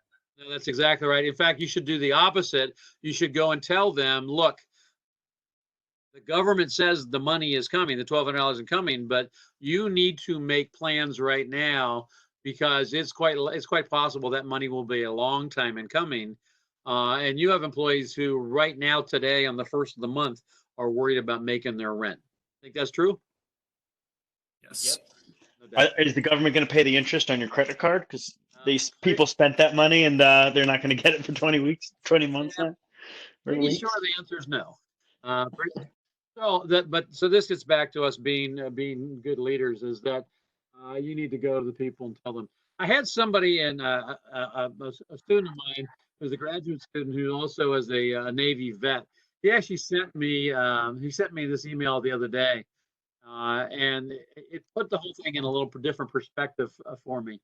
He said at Pearl Harbor, there were 2,403 deaths. At 9/11, there were just under 3,000 deaths. And as I updated the number to today's number at 5 o'clock. As of 5 o'clock today, there were 5,800 deaths. And so that gives us some perspective. And I think some of the perspective I like to think that it gives us is how quickly the country mobilized after Pearl Harbor, and how quickly, frankly, the country came together after 9/11. And so what I'm really hoping is that we as citizens will in fact come together and get our shit together and help each other and work with each other in this, because this is pretty critical. But with that in mind, I hereby interrupt this broadcast because there's something that can't wait. So at 12:01 this morning, and so this is in Eastern time. It's just a little bit under 3 hours from now. The bank is open. The funds are available, and the funds will be quickly consumed. And I'm talking about the funds now for small businesses, which is everyone on this call. And so the funds will be quickly consumed.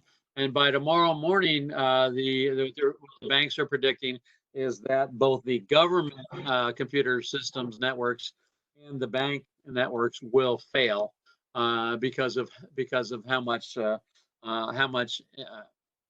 impact that they're getting. And so the source of this is a high-level Bank of America source, and the Bank of America, by the way, is the primary funding source in the United States for the CARES Act fund. So the question I have for everybody is, are you behind the curve on this as far as seeking these funds? And I'll keep it as a rhetorical question, because I'm pretty certain that most of the industry is behind the curve. Would you agree with that? Do you think most of the industry is behind the curve, or are any of you way out ahead of it? What are you doing about this? I would say the majority probably is. I know here we've already filled out the documentation and are ready to send it in. Good. Who have you been working with, Nick? I don't know who. That's the powers to be above me. But I know just through communication that they've been working this whole week on make sure everything's been filled out and ready to go because of the influx that's going to be going into the Bank of America right now. The money's going to be gone in an instant. It'll be gone. It's just like buying tickets to a concert, right? The money will be gone by tomorrow afternoon. And so, Kirk, go ahead. I signed the paperwork today and sent it. What do you mean you sent it in? So You didn't send it in. It can't be sent in. we took it to the bank. We've been working with our banker, and he got us ahead of the curve. Good. So the action item for anybody out there who doesn't know if their company's ahead of the curve, or if you know and you're not ahead of the curve, is if you want any of this money, you got to be on it right now. And so this has been the whole week, right? So today's Thursday, but it feels like it's been 2 weeks. But this has been about a week's worth of effort, and we're filing at 12:01 because that's when you can officially file. And the way that the funds are being rolled out is in fact first come first serve from qualified applications. And so so it is first come first serve. So you got to get on this. So I do want to spend just a couple of minutes going through the relief piece for your companies, so that everybody understands it. I want you to know where the sources are. If you miss out on this tranche, we're relatively certain that there's going to be additions and extensions to this, and we'll see where that goes. And so I've got some slides here where I walk through this, so I want to make sure everybody's clear on this. All right, and so there's two primary sources here, and you need to know the difference of them. And so in one column, the blue column here, is the economic injury disaster loan, and small businesses, nonprofits, etc. And the only limitation is that you're fewer than 500 employees. And so now that gets to another piece, another important piece. So I worked with a CEO today who traditionally has run about 650 employees, and over the last 2 weeks they've laid off 120 or so employees, and so that got them to about 500, if I'm doing my math right, about 530 employees. And so with the CEO, his CFO, and their operations manager, what decision did we work through and get to by 4 o'clock today?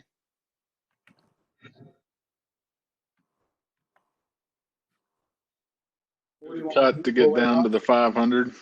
Yeah, we're going to get down to less than 500, right? And so nobody's going to lie, cheat, and steal. And so cutting the workforce down by another 40 people to get to about 490, just in case. So they're clearly below the 500 threshold. How do y'all feel about that? Now, clearly, we don't want to lay anybody off, but this is well, I asked you the question. I better wait for the answer. I have an answer, but how do y'all feel about that? Intentionally cutting to get below the 500 threshold. It sucks when you are already under the 500 employees. What do you mean? What do you mean by that? So if your company is already under 500, yeah, and now you're hearing that there's companies just laying off people just to make it to that, when they're gonna pick them up the minute that they have that check, be back over 500. No, you can't do that. No, that's the key. We have to stay under 500. You can't. No. So you can't do that.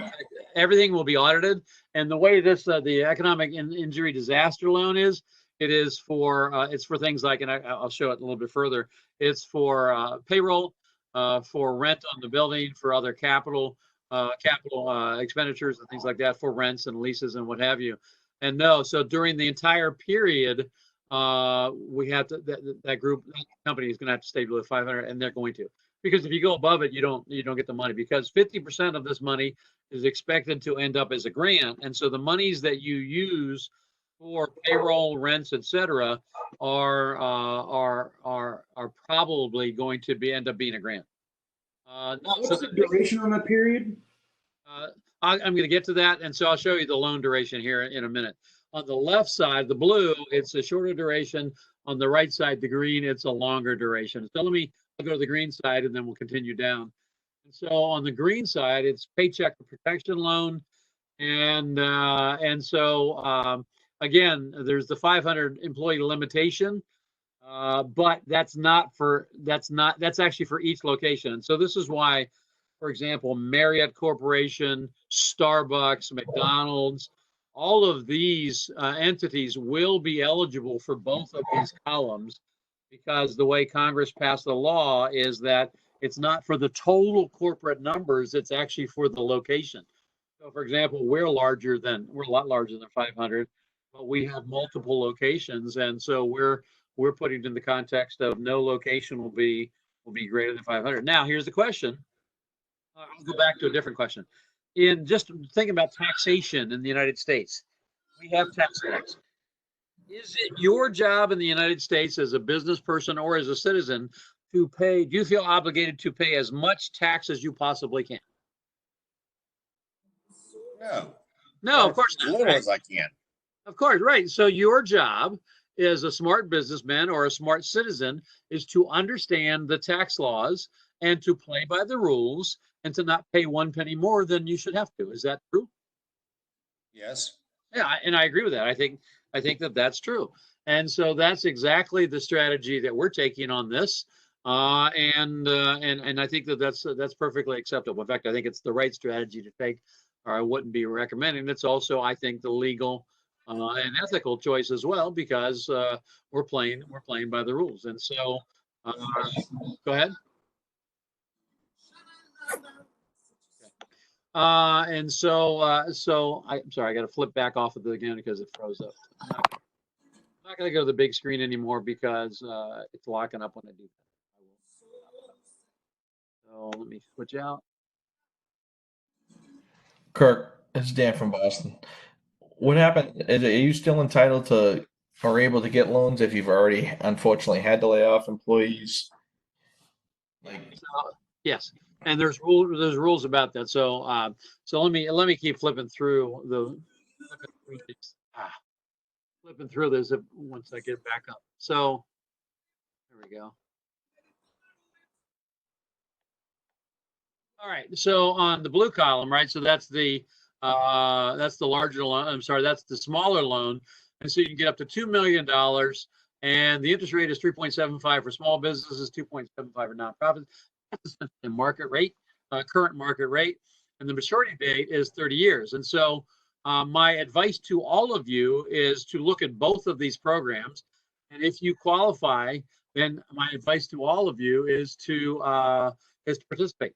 And so if you can borrow $2 million at a good rate for up to 30 years, I would encourage you to do that. On the right column, you can get the lesser of $10 million and 2.5 times the average amount of payroll costs incurred over the 1 year period before the date the loan is made. And the maximum rate there that you're going to have to pay is 4%. And the estimate on the maturity is 5 to 7 years with a maximum of 10 years. And so what the clients I've been working with are doing is going to the maximum amount in the right column for the maximum term that the bank will make. And so that's the approach that we're taking. Are you required to pledge collateral? On the left, the $2 million loans, yes, for loans over $25,000. On the right, no collateral required. Personal guarantees on the left, yes. For loans over 200,000, on the right, no. On the left side, that's all coming through the Small Business Administration, which is if you don't already have an SBA loan, SBA loans, the paperwork for SBA loans is notoriously a pain in the ass, and the SBA is notoriously a pain in the ass at administering them. But that's where those loans are going to come from. On the right side, that's the Bank of America loans, and so Bank of America and other third-party lenders.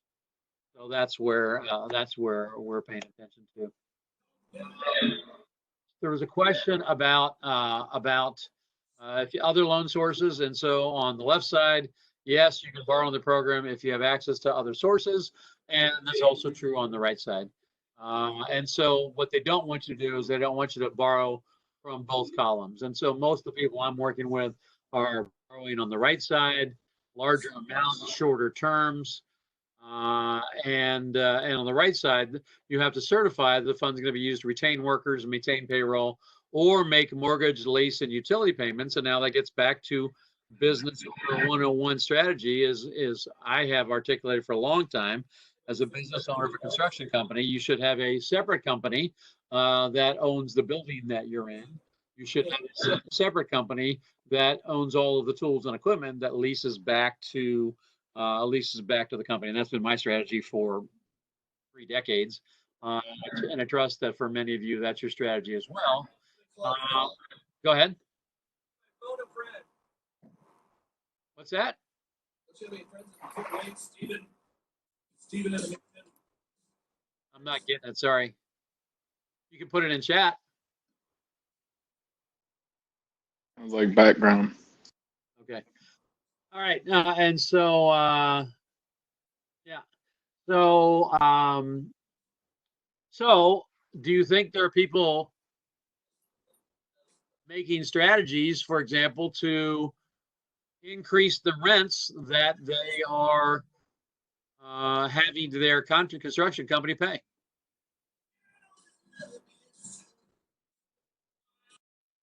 Wouldn't it's part of them, the government tracking that, want to know what your rents were prior to this to make sure that that's not happening? Yeah, I think that's true. We don't know for sure, right? I think that's a good question, Dave. We don't know for sure, but they are looking at the wages, for the prior year. And so I would expect that they would look at the other things as well. But say, for example, let's say you're doing a fair market value increase. Let's say a 3% or a 5% increase in rent. I think that would be absolutely reasonable. And frankly, as a businessman, I'm going to do that. I think that makes I think that's it makes all the sense in the world to do that. So One of the things where we might incur more rent is we've got a couple jobs that are talking about that they don't feel that they could.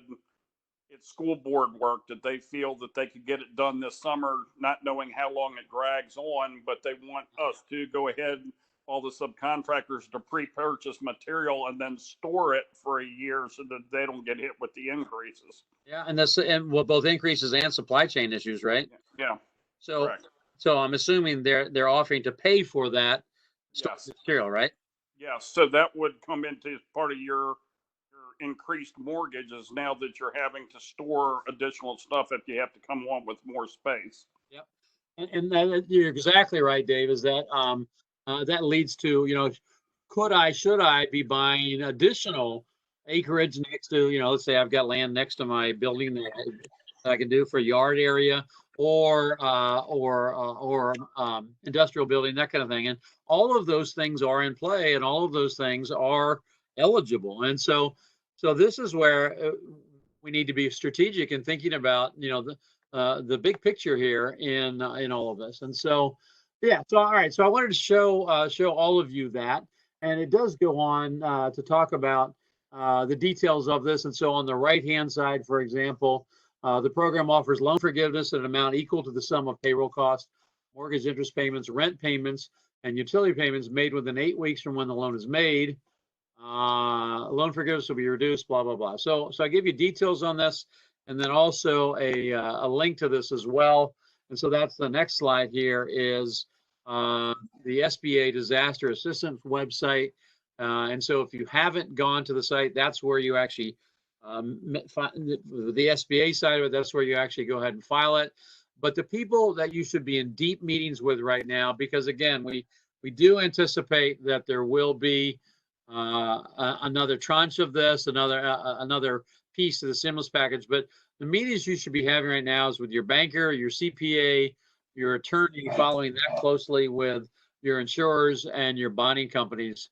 Another thing that you also should be looking at are, and you should have somebody in your office paying attention to bulletins that are coming out of the Department of Treasury and from the Federal Reserve. And so sometimes if you're, depending on who you're working with at the bank or the bonding company, sometimes you actually might get you might be able to get some advance viewing of draft bulletins out of the Treasury Department. So I'm not saying whether I have or haven't experienced that, but I'm just telling you that if you get in tight with your bank and your bonding company and your insurance company, you may actually have the ability to see draft policies and implementation. So I encourage you to do that as well. So, okay. So is there anybody out there on this call who hasn't done that, who now might be thinking about that? And do you have any questions about how to go about that? This is Jeff, and I've thought about doing it. I started the paperwork, got sidetracked. Yeah. And we're a small company. We're 10, 12 people max. That's it. Yeah. So we'd be looking at the payroll loans, things like that. I don't know if that would help us all or not. Yeah, so let me give you a little bit some different perspective on that, Jeff. And so I think it's a good question. Yeah, I think any size company on this call should consider it because I think it's a good business move. So, for example, all of us historically in the industry have lines of credit with our banks, and all of us historically have tried to stay out of the bank for as long as possible. And one of the metrics that most people use is how many days have you been out of your line of credit and whatever. Not all of that said, there's still lots of small business owners who are in fact into their line of credit for any various numbers of reasons. Some of it's for short-term cash flow issues, but other people are in their line of credit for some things perhaps that are that can be capitalized. And so I was talking with someone today who has a part of an expansion on their building that they're into their line of credit for part of that. I was talking to someone else 2 days ago who is in the process of buying out partners. And so that, of course, is a long-term liability, but the quarterly payment, some of the quarterly payments of that traditionally has been paid through the line of credit. Well, these are things that you can capitalize. And so it's about being business smart and saying, okay, I've got this line of credit that exists, and really your line of credit should be for short-term hiccups in cash flow. And I think everybody knows that. But if any of you are into your line of credit for any amount, whether it's $100,000 if you're a small contractor, or $1 million if you're a slightly larger contractor, or if it's $3 million, this would be a perfect time to get one of those loans and then to capitalize those things that really could be capitalized. And so there's a number of people I've been working with who are taking that strategy to say, this is a good either short or long-term capital play. So for example, in the blue column, if you go that route, the maximum you can borrow is $2 million, but it's 30 years. So now we're looking at a 30-year guaranteed loan at an interest rate of 3.5%. Folks, I'm here to tell you, with the coming economic issues that we're going to be facing, we know we're going to have long-term economic challenges. And so one of the things I talked about last week that we're going to get into more in this class is specifically how to reproject your cash flow and reproject your revenue. Everyone that I've done this with, including my companies, has seen cash crunches are going to hit at the end of the second quarter and then throughout the third quarter of this year. And that's what everyone is projecting. And I think that that's a reasonable projection. And so what that means is you're going to need your line of credit more at the end of the second quarter and the third quarter than you've ever needed it before. And so you're going to want to clean that out. And if you can get it cleaned out by taking, for example, on the left side, a $2 million note for 30 years, even whether you have to guarantee it or not, that's freaking free money. It'd be stupid not to do that. On the right side, I also would borrow, and I'm a Dave Ramsey guy in my personal life, right? I'm not a debt guy, but I am a leverage guy in business. Everybody I've worked with who I can, we're getting that number as high as possible to that $10 million cap on the right side. And yep, it's a $7 million loan, but it's still at 3.75, no more than 4%. And we're going to be looking at this as cheap money, in the next year or two or three, for sure. And so now we're talking about $10 million loan at 4% for 7 years. I like those numbers. I do. What do y'all think about that? Anybody who's not been considering, what do y'all think about that? Oh, and you didn't even mention the fact that the loan could, either the full loan or a good portion of it could be forgiven.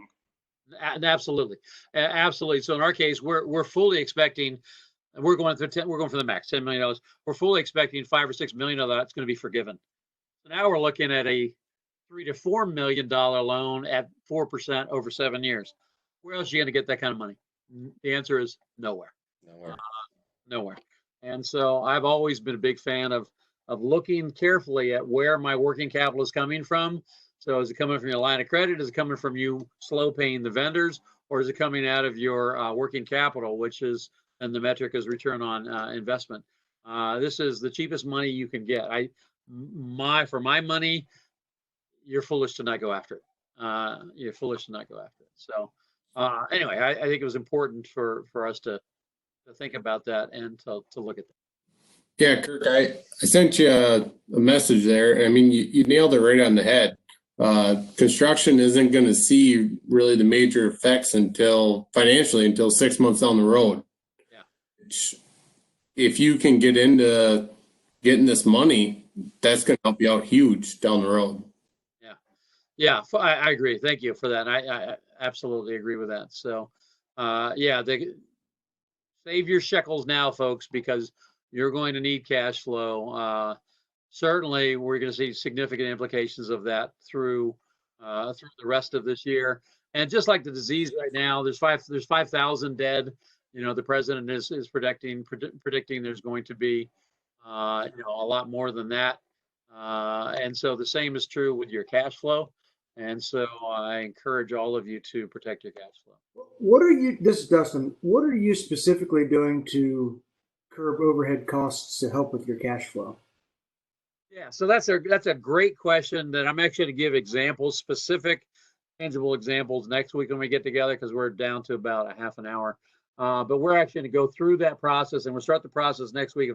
Here's how we looked at here's how we downgraded our revenue projections. Here's how we downgraded our cash flow. Then here's how we approached the overhead, and here's specific things. And so we're going to use real examples of that next week. I also would ask and encourage everybody else to be willing to share whatever you're going to share, whatever you want to share next week as well about that. So good question. Next week on Survivor, we'll do that. So some other things to use your stimulus for. I think I've talked about this. Obviously, payroll, rents, also capital assets. I talked about that. Investment in plant. Again, recessions and depressions are always a good time to build capacity. And so we haven't talked yet about prefab and things like that. But another way to think about avoiding sending people out to risk, out to their peril on jobs, is to find ways in your shops to really get your prefabrication efforts up to speed, whether it's through automation, robotics, those kinds of things, and certainly people not working together. So invest in plant, buy out of partners at discounted rates, et cetera. And so, and I do mean that is that, again, I'm a businessman. And so one of the discussions I've had is, if you have partnership agreements where you're buying people out, and you have monies coming due that are predicated on the financial performance of the company, then those people who are expecting those payments, if they're predicated on the financial performance of the company, and if in fact we're seeing in the short term zero operating income or net profit, or even less than zero, which certainly you should expect, some of you should expect in the coming months, well, then that's going to slow down those payments because they're all driven by metrics. And it could be that you could find yourself in the fourth quarter going to your partners and renegotiating with your partners and saying, look, there's $1 million left in the buyout. Obviously, that's been slowed down because of economic times. How about I give you $750,000 now, and we're done. Is that, now I ask everybody this question, I do talk a lot about ethics and moral, and I believe strongly in ethics and morals. Do you think that would be an acceptable offer that you're making to someone in that situation? It's certainly negotiable. Yeah. Mm-hmm. Do you think it has merit?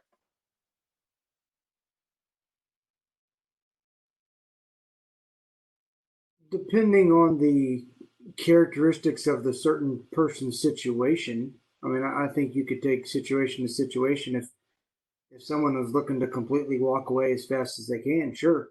I mean, because there's a lot of hesitation, and nobody can project what it's going to look like in the next year, 2 years from now. So they want to wait around for it or go ahead and cut loose.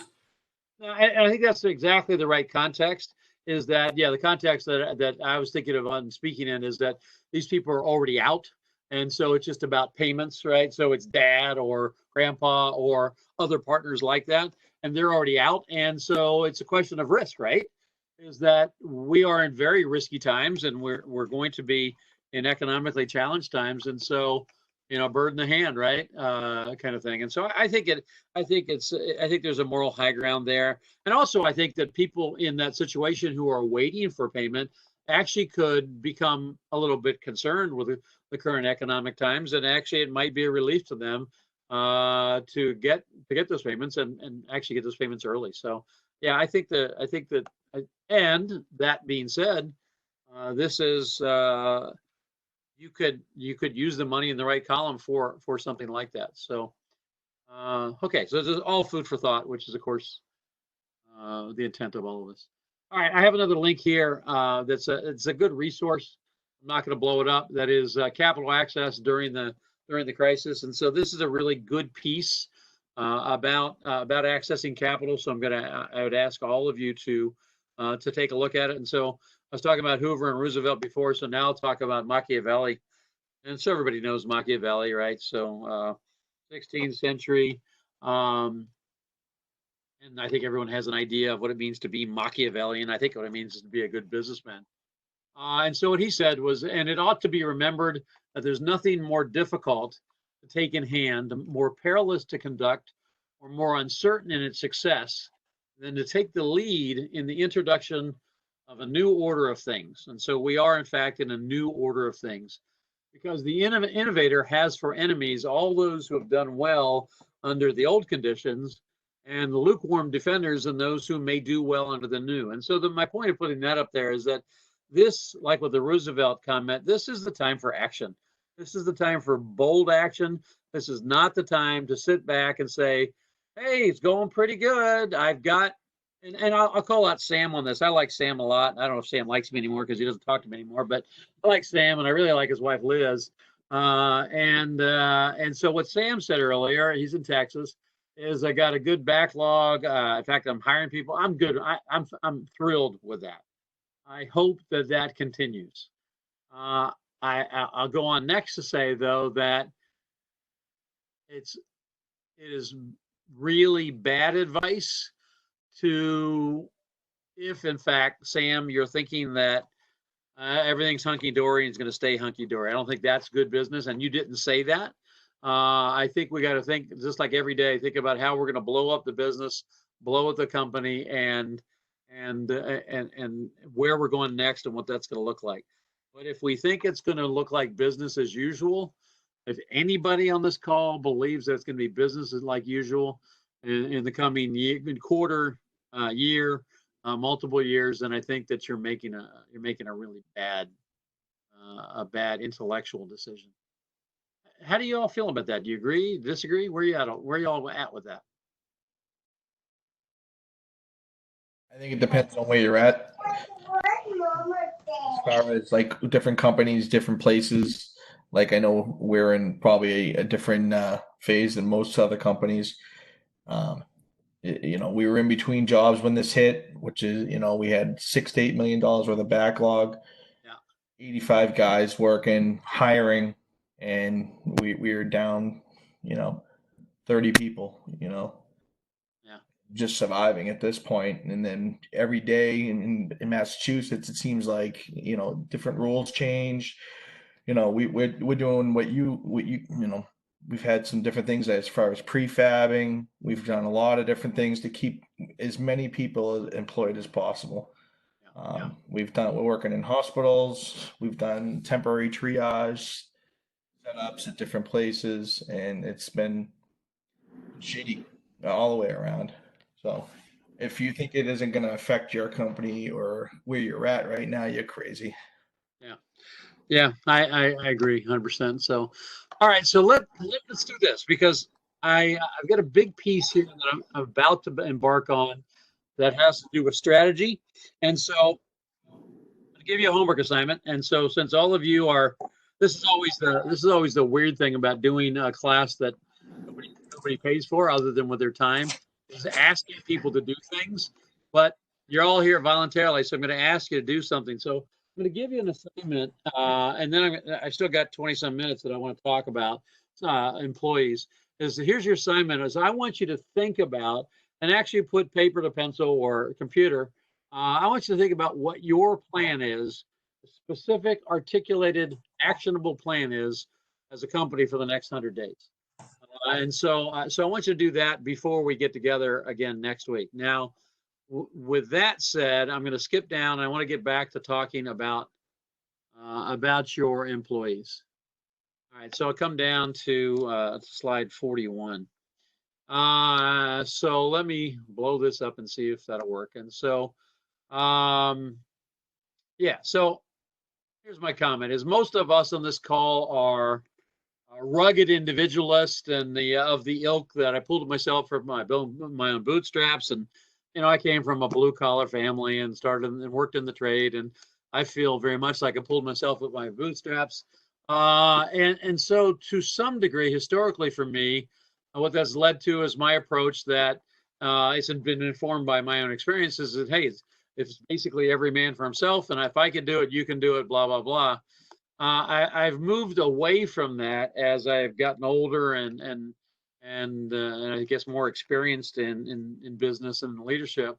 And so what this rugged individualism piece boils down to is really a couple of choices. The obvious choices is, one, keep as many people as working as you have full employment for, and then lay off the remainder, encouraging them to stay in touch and encouraging them that you'll get back to them with get them back to work as soon as possible while making no promises. I think that's a pretty normal approach. And now it's frozen up on me again, so that will be the last time I'm sharing the big screen.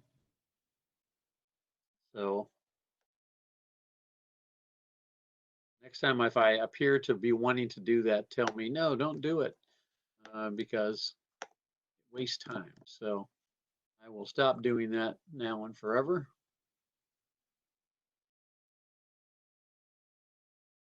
And now come back to this.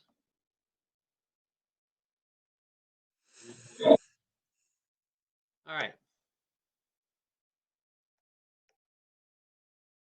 Tapping you here. All right. So others of you may find more creative but not unheard of approaches to keeping more of your guys working as this continues. And so, some ideas. Instead of having 40 craft workers working 40 hours a week, you have 80 craft workers working 20 hours a week. Or you can calibrate those numbers however you want to calibrate them. If you're a 10-man shop, have 5 workers working 1 week and alternate weeks. And so that is a... Go ahead. I was just agreeing with you. Okay, so that's the way to do it. Another one is alternate work days or work weeks. I don't think work days work as well as work weeks do, and so that's another thought. Another thought that I have, and I've asked lots of contractors, and no one is doing this, and this actually led to the discussion on hazard pay today. Is another approach is in lieu of laying people off, is you reduce the rate. And so if you have 10 workers working at a fully burdened rate of $50 an hour, that costs you $20,000 a week in field payroll. The same workers at a reduced rate of $40 an hour would be $16,000, and that's a 20% reduction in cost, 20% savings in cost. Now, there's all kinds of different ways you can get about this. One is you can cut the cost of your benefits. And so everybody here has health insurance of some sort. And that's scaled all kinds of different ways. I work with companies that still to this day are paying 100% of the medical insurance cost. That's really virtually unheard of, but I have at least one person I consult with, one company, a large company I consult with that does that. And then the full spectrum to where essentially the employee pays the biggest part of it. But if in fact you're contributing to that health insurance, that could be a way to cut it. There's other ways that you could cut this, or you could frankly go and say, look, here's the deal. We're either going to have to lay off X percentage or X number of people, or we can keep everybody working if you take a $5 an hour pay cut. I talked last week at the office level where companies are in fact making big cuts in overhead salaries and wages, some to the tune of 20%, some to the tune of 60%. But I haven't heard anybody doing it at the field level yet. And I don't know if anybody on this call has, if you have, to speak up. But that's actually where it led to the discussion on a call I was on today, where people are looking at, in fact, increasing the pay. So, but just from a number standpoint, a spreadsheet standpoint, these are things that you could consider that would be better than actually laying people off and losing the people and them losing their sole source of revenue. What do y'all think about that? I know our market down here in St. Petersburg, Florida, isn't conducive to cutting the wages of the employees, since we're having such a hard time finding them out there in the field. We're actually they're increasing their salaries. Yeah, and that's what I'm hearing from people, and I'm actually good with that. I think that if the emergency goes deep, and it really starts to impact construction work, then I think it's possible that at least is something to think about, right? And so it seems likely that we'll actually go the other way. But as unemployment really ramps up, it's quite possible that this might be a way to keep your guys working. And so just food for thought. Yeah, this is Dustin. We've started cutting back overhead specifically in the office in order to keep the field personnel in place. Yeah. To not lose those specific particular guys that we need every day, all day.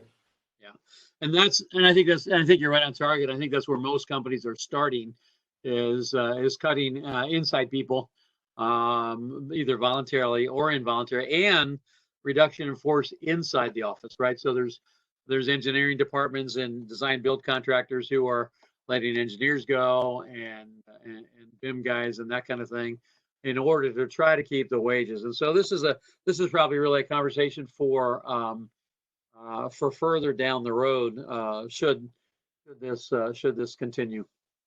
And again, we haven't cut the pay at all in the office, but we've significantly reduced the workforce in the office as far as like, purchasing, different things like that, putting more on the PMs and different things like that to try to cut our costs and overhead. Okay, good, and I think that's a good move. Let's talk about layoffs in general. So, is there only one type of layoff? You've got the furlough, and that's one question I was going to ask you your thoughts on. Yeah. You cut out. Go ahead, Jeff. Like I said, I was just going to ask you your thoughts on it, because I've thought about it. I don't want to lose the people I've got, and I know if I lay them off, there's a good chance that they could go anywhere else. But if I furlough them, from what I understand of the furlough situation, it's kind of a little bit of a carrot at the end for them to come back. Yeah. So that's a really good question, and I think it's the right question. And so the answer is there's more than one type of layoff, and so there's a temporary layoff, which is a furlough, and then there is the traditional lay someone off, which is you're letting them go, either because typically because you don't have the work. How you lay off is really important, and what Jeff was talking about really is, a furlough sounds more humane, and frankly, it is more humane because it's a commitment. You're making a commitment, a person-to-person commitment that you want to bring them back. I like the way that feels. I like the way it sounds. If I were an employee, I'd much rather be furloughed because it sounds more humane. I want to put a different spin on it from a business owner or business manager standpoint, is I think that you're making a mistake if you furlough. And so for two reasons. One, it's kind of like telling your wife, it's like, well, I don't love you anymore, but I like you, so I'm going to go over and sit you here over on the bench, and we'll see how it works out. Maybe I'll bring you back. And so there's some good there's nothing good about that. I want to be clear about that. And back to the employee piece, the good part is you're telling them, hey, we love you and you're valuable to the company. We just can't afford to keep you right now. And so I like that piece of it. Do you know anything about the benefits side of the difference between a furlough and a straight layoff? You're still paying the benefits in a furlough. You're paying all of the benefits, and you're not, and you can't change your mind. Once you furlough them, you're on the hook for at least 60 days of full benefits. So that's their medical, their health and things like that. Now, it's quiz time. What is your biggest cost relative to your health insurance? Premium. And you know what? That's what most people think. It's the premium. Time off. It's actually your claims. Oh, yeah. It's actually your claims, right? And so the bigger impact over time, the bigger risk, and I really phrased the question poorly, the bigger risk to all of your companies is claims and not premiums. and your premiums are much more controllable, and your claims are absolutely not controllable. While at this point, hospitals and other health providers are not doing, for example, elective surgeries and those kinds of things, do you think they will want to be doing those things as soon as possible? Yes, they're revenue generators. Of course, right? They're huge revenue generators. So now I absolutely love my employees. I believe in them. Humans are humans. And many of us, even on this call, there are elective surgeries, whether you're going to have LASIK done or whatever. There are elective things that some of us have contemplated that, frankly, the reason get a knee replacement, hip replacement, frankly, the reason we choose not to do that is why? Because they got to get to work. I don't have time. I don't have time to rehab. I got to get to work. Guess what you're going to bring on yourself if you start furloughing a bunch of people who need a bunch of work? Mm-hmm. And this is what the insurers are telling me, is that you're going to have a pretty significant, there's a great likelihood that you're going to have a pretty significant increase in claims for things that are covered under your health insurance. And so that's something that not a lot of people are thinking about, and I'm going to encourage you to think about it. So I love the touchy-feely piece of the furlough. I love the feel that we're keeping a connection with the employee.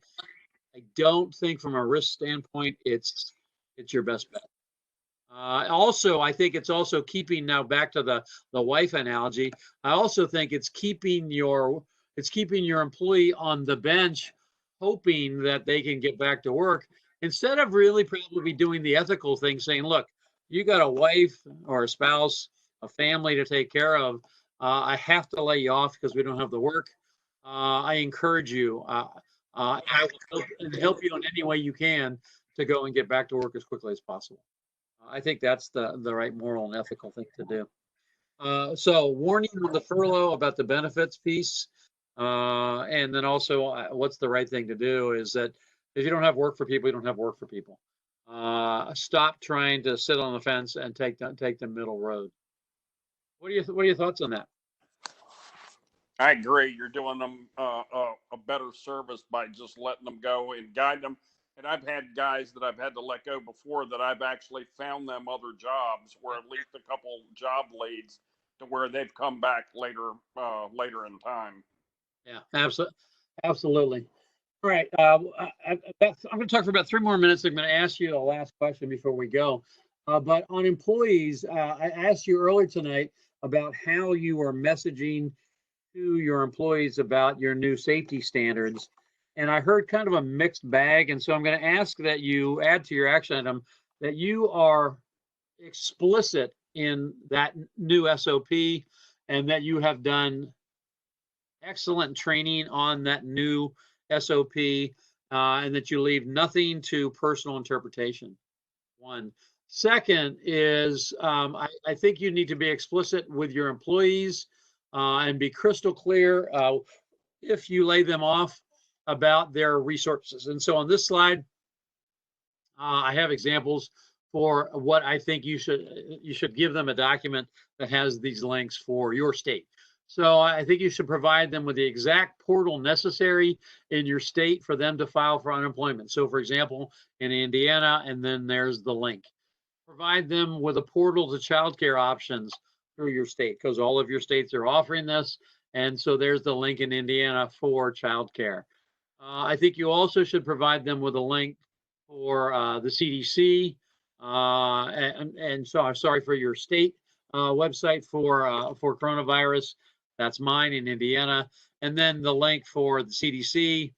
And then also a link for small business help, because some of them may decide during this interim period to create an LLC, work for themselves. I think you should encourage them to do that. That would be good for them, good for you when they come back to work for you after they failed. And I mean that somewhat tongue in cheek. But everybody I have had working for me, whoever went and started their own business and then came back, realized that they had a much better sense of what it was to have and run a business. And I'm sure some of you have had that experience as well. So I have experience with people who I've talked to who have been laid off. and they just got laid off. And so they got their check. But their employer didn't give them all of this information. I think it's your moral and ethical obligation to take that employee who is still in your care and say, okay, Charlie, now go here and do this, go here and do that, go here and do this, and go here and do that. Do you feel it's your obligation to do that?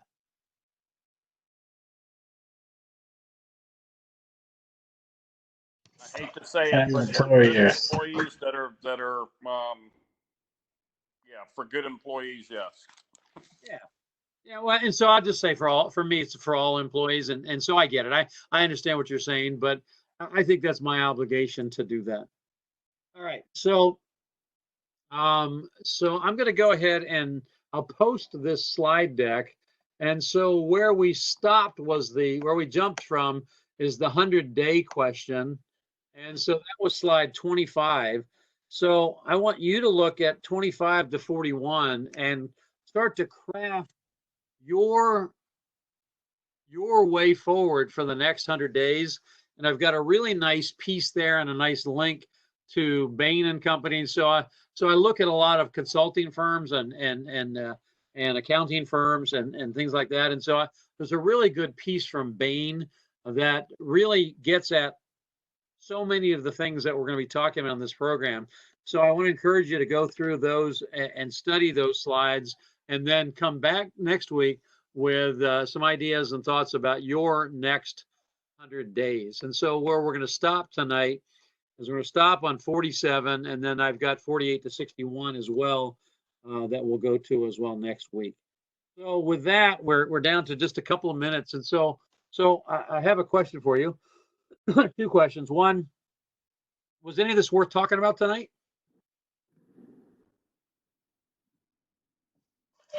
Yes. All right, good.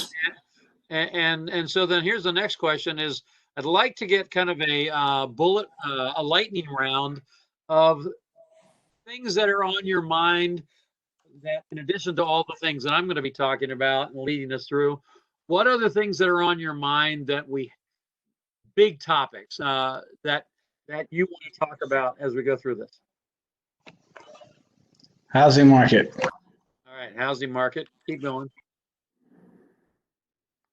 How this is going to affect the migration of people that we've seen over the last couple of years. Okay. All right. So migration of when you say people, so are you talking about workers, but also citizens relocated to other parts of the country too, right? That's what I'm talking about, is how we're redistributing the citizens. Sure, and economics always drives that. Good. All right. What else? Education. What about education? How it's going to interact. I mean, now that almost the entire country has gone virtual. Okay. What kind of role is that going to play in our industry? Okay. All right, good. So how's that going to affect the industry? All right, what else?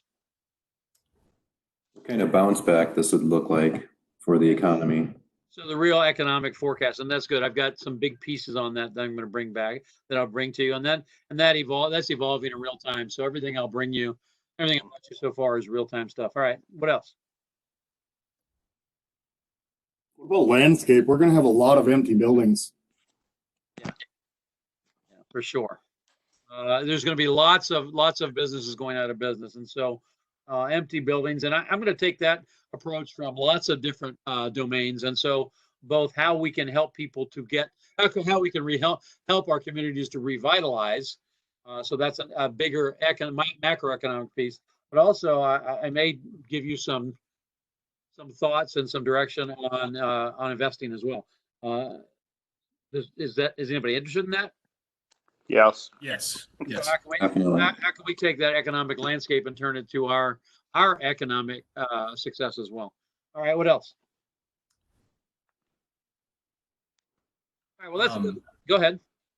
So I was just thinking about this designing work. How's this affecting the consulting engineers and architects? How's this affecting us getting them producing more bids and us adding more work to our backlogs in this kind of time period?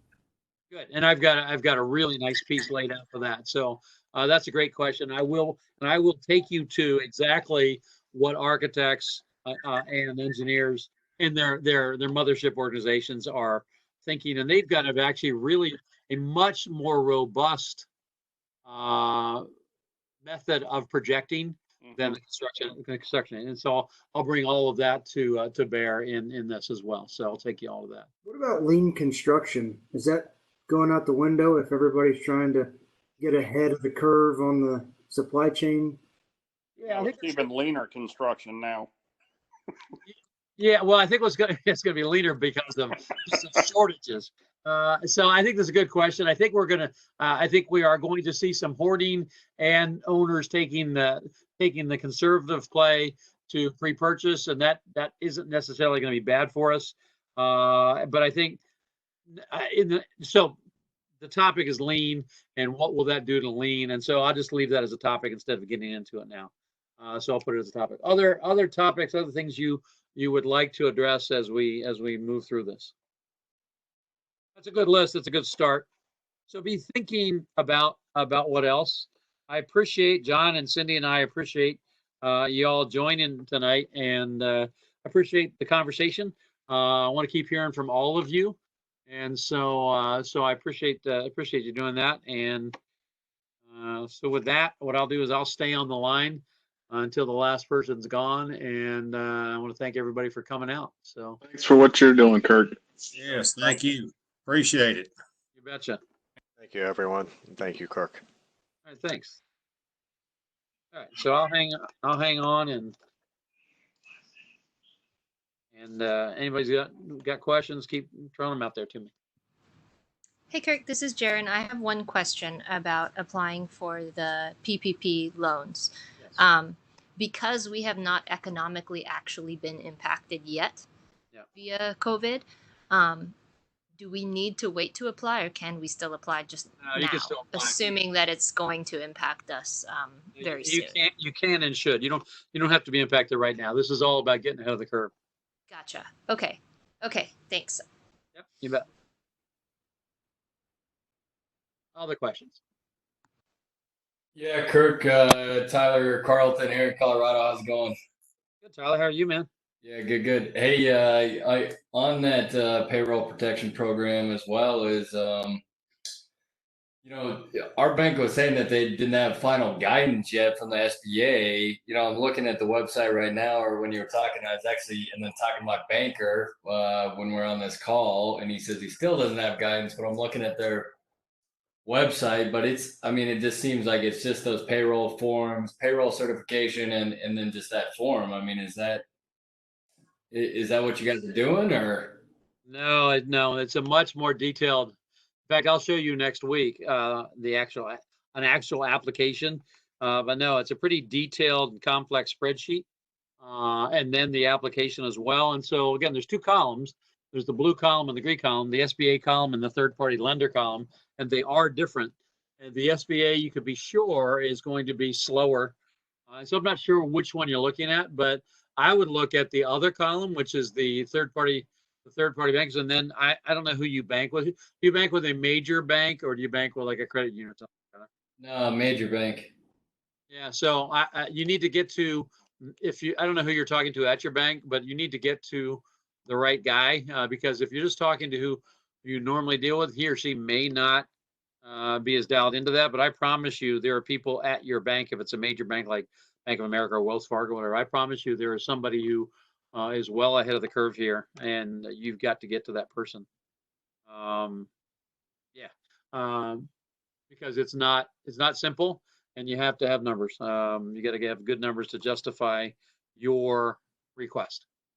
Yeah, we had like ACM, and they're affiliated with BDO, and they were putting together all that stuff, but they're waiting on, that the final guidance is what they're saying. So that's bullshit. I'm telling you, at 12:01, the bank is open. I'm telling you, 12:01, this program is live, guaranteed. And so even tonight, get online, and I'm trying to think how I can best help you. Do this. Reach out to me tomorrow morning. 10ish my time would be 8ish your time. Would be 8ish your time. Reach out to me tomorrow morning, and I don't want to send anything. I don't want to send anything or post anything right now. But reach out to me sometime tomorrow. You know, either mid morning or midday, and then I might be able to help you a little bit more. Okay. Okay. But they're wrong. Whoever, and of course this is normal, right? Everybody is quote confused right now, but not everybody's confused. I promise you, Bank of America knows exactly what's going on. This is Keith Ryan from Tennessee. My banker also just sent me something that said that postponed at least till 8 in the morning. Okay, so I haven't heard that because I've been on this call, but I'll check right after this call. But nonetheless, it's imminent, right? Oh yeah. Are you applying, Keith? Yes. Yeah, good. Okay, so yeah, anybody who can, not just Tyler, but anybody who wants to can reach out to me tomorrow, like I say, mid-morning, midday. Happy to talk to you. I have a conference call meeting. Hang on, I'm looking at my calendar.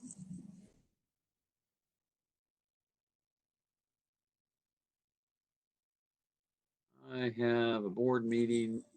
I have a board meeting tomorrow at 9 that I probably won't run more than 2 hours. And so I'll probably be freed up by 11. So yeah, so anytime after that be good. Other questions, comments, thoughts? Hey, Kirk. Nick here, Wisconsin. Say, I would like to go back and just see what some more of the contractors here would view if a GC came to them with that letter, and just see how other GCs are handling it with them in different locations. So he's asking y'all. Everyone but Kirk and Jaron. Typical subs, they won't answer your freaking question, Nick. Typical. This is my problem with change order. God damn. Get subs? Come on, somebody answer. Give me Justin, answer me. So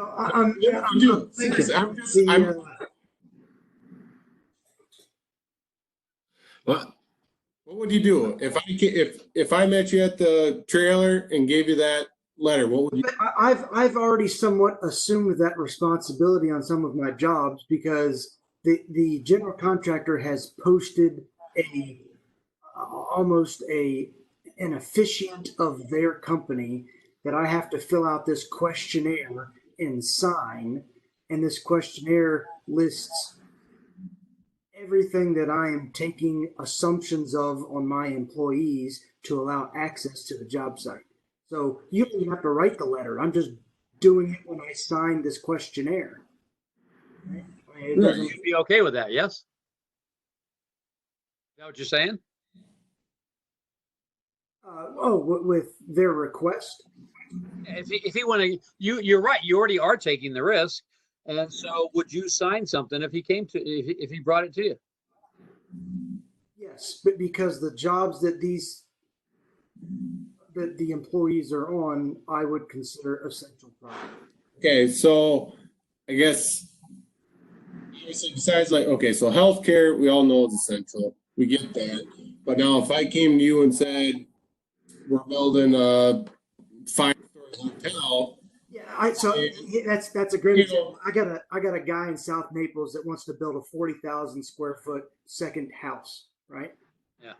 So, and we're working on his guest house, and he wants me to come to the job site tomorrow for a COVID-19 safety procedural review for employees to access the job site. Told him no thanks. Good for you.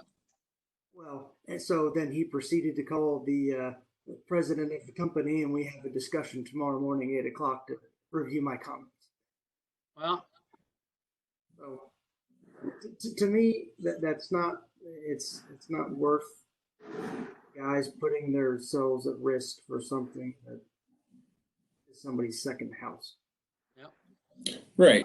This is Steve. Can I try to answer it and potentially how you would you'd answer it?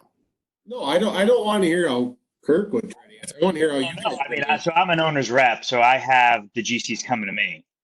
Right. So yeah, I know you don't So- want to hear. Well, no, it's good. So what, if I was a sub, because I've been a GC, I've never been a sub, but I've dealt with a lot of subs, is you should go and try to get your GC on board with the same thing to the owner.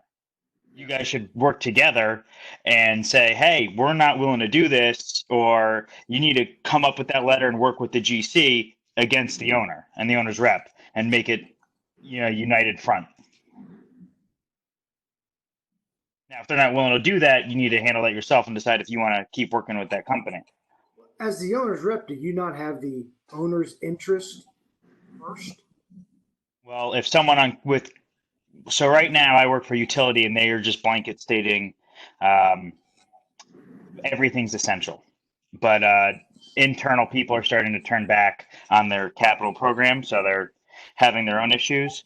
But the problem is no one was going to want a bunch of items on their OSHA log and safety issues. So you need to make sure that they understand that as an owner, like this is the reality of the situation. Because I bet most owners don't understand that.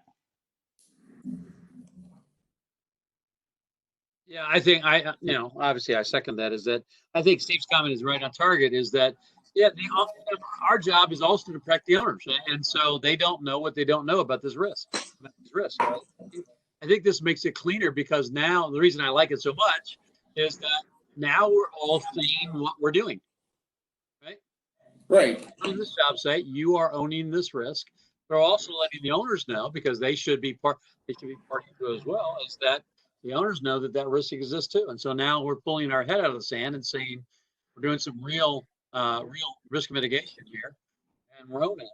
I think that's Because a lot of things, oops, sorry, Kirk. A lot of things is what we're hearing. Having our superintendents on site is subcontractors, employees are the ones that are, kind of calling out our soups. Why are you guys driving so hard? And really at the end of the day, it's, the electrician company and the mechanical company and plumbing company, it's their responsibility to decide what happens with their employees. I mean, yeah, definitely as a GC, I want everybody and their brother on the site. And if you got more guys, please send them on my site to get the job done. But I can't control your guys if a guy wants to take off because he doesn't feel comfortable. I mean, Brad, your picture's showing up on my computer right now. That's Brad's responsibility. So how is Brad gonna honor my contract with whatever company he's with, XYZ, is what I'm more worried about. So if Steve doesn't want to show up on a job site, well, okay, that's fine. But Brad, you better find someone to replace Steve mighty quick, Yeah. So, but here's the reality of it. This is the world I live in. Is that I'm not going to have a relationship with a general contractor that's not a collaborative relationship. I'm not going to. And so for most of you have heard me talk about Nate with FZ up in Michigan, and so he and I have had a lot of these conversations. And I related some of that last week. And he's gone to owners and gone to general contractors and said, look, this is what we're going to do. And I understand if you don't like that, but it is what it is. And one of the things that never goes very far with me is a customer, in this case, you, a GC. If you were to tell me, well, I'll just get another electrician. Okay, fuck you. Go ahead. And here's what's going to happen as this continues is that back to Steve's comment, owners, none of us know what we don't know what we don't know. And by putting this in documents, now we all get to have the frank conversation about what this really means. Is because I'm going to look at you and say, okay, Nick, you can go and try to get another electrician, not another electrical contractor, and you might get somebody to give you a lower price, but you're screwed. You were screwed in the old world pre-COVID because you're going to get less quality, you're going to get change order to death, and maybe more safety issues where maybe they're not going to be as good as we are following safety issues. Then you're going to get somebody in sick and die, and then the owner of this fucking building's going to lose his damn building, you moron. Yep. Really, right? That's the conversation. No, I understand. I'm not at you. I'm role playing like in the classroom, exactly how I would actually have a frank conversation with the customers is, look, we're your partner. We're your best chance of getting this building done right and at the lowest possible cost considering the circumstances. Let's not play this game, but you know what? I'm not going to take all the risk on. This is an essential job. I'm going to be here. I've asked my employees to volunteer, and I'm paying them hazard pay. You got to own the fact that you have some risk too. And if you can't do that with collaboratively and fairly, fuck you. You know, so that's where I'm at. Yeah, no, I hear you loud and clear. All right, what else? Well, if nobody has anything else, thanks for coming, and hopefully we'll see you next week, 7 o'clock. Yeah, thanks, Kirk. Thank you, everybody. Thanks for coming. So, John, you gonna hang for a minute? All right, so I'll ask everybody else to go, and then John and I will talk about how neither one of us making any money. Good luck with that. All right, thanks a lot, guys.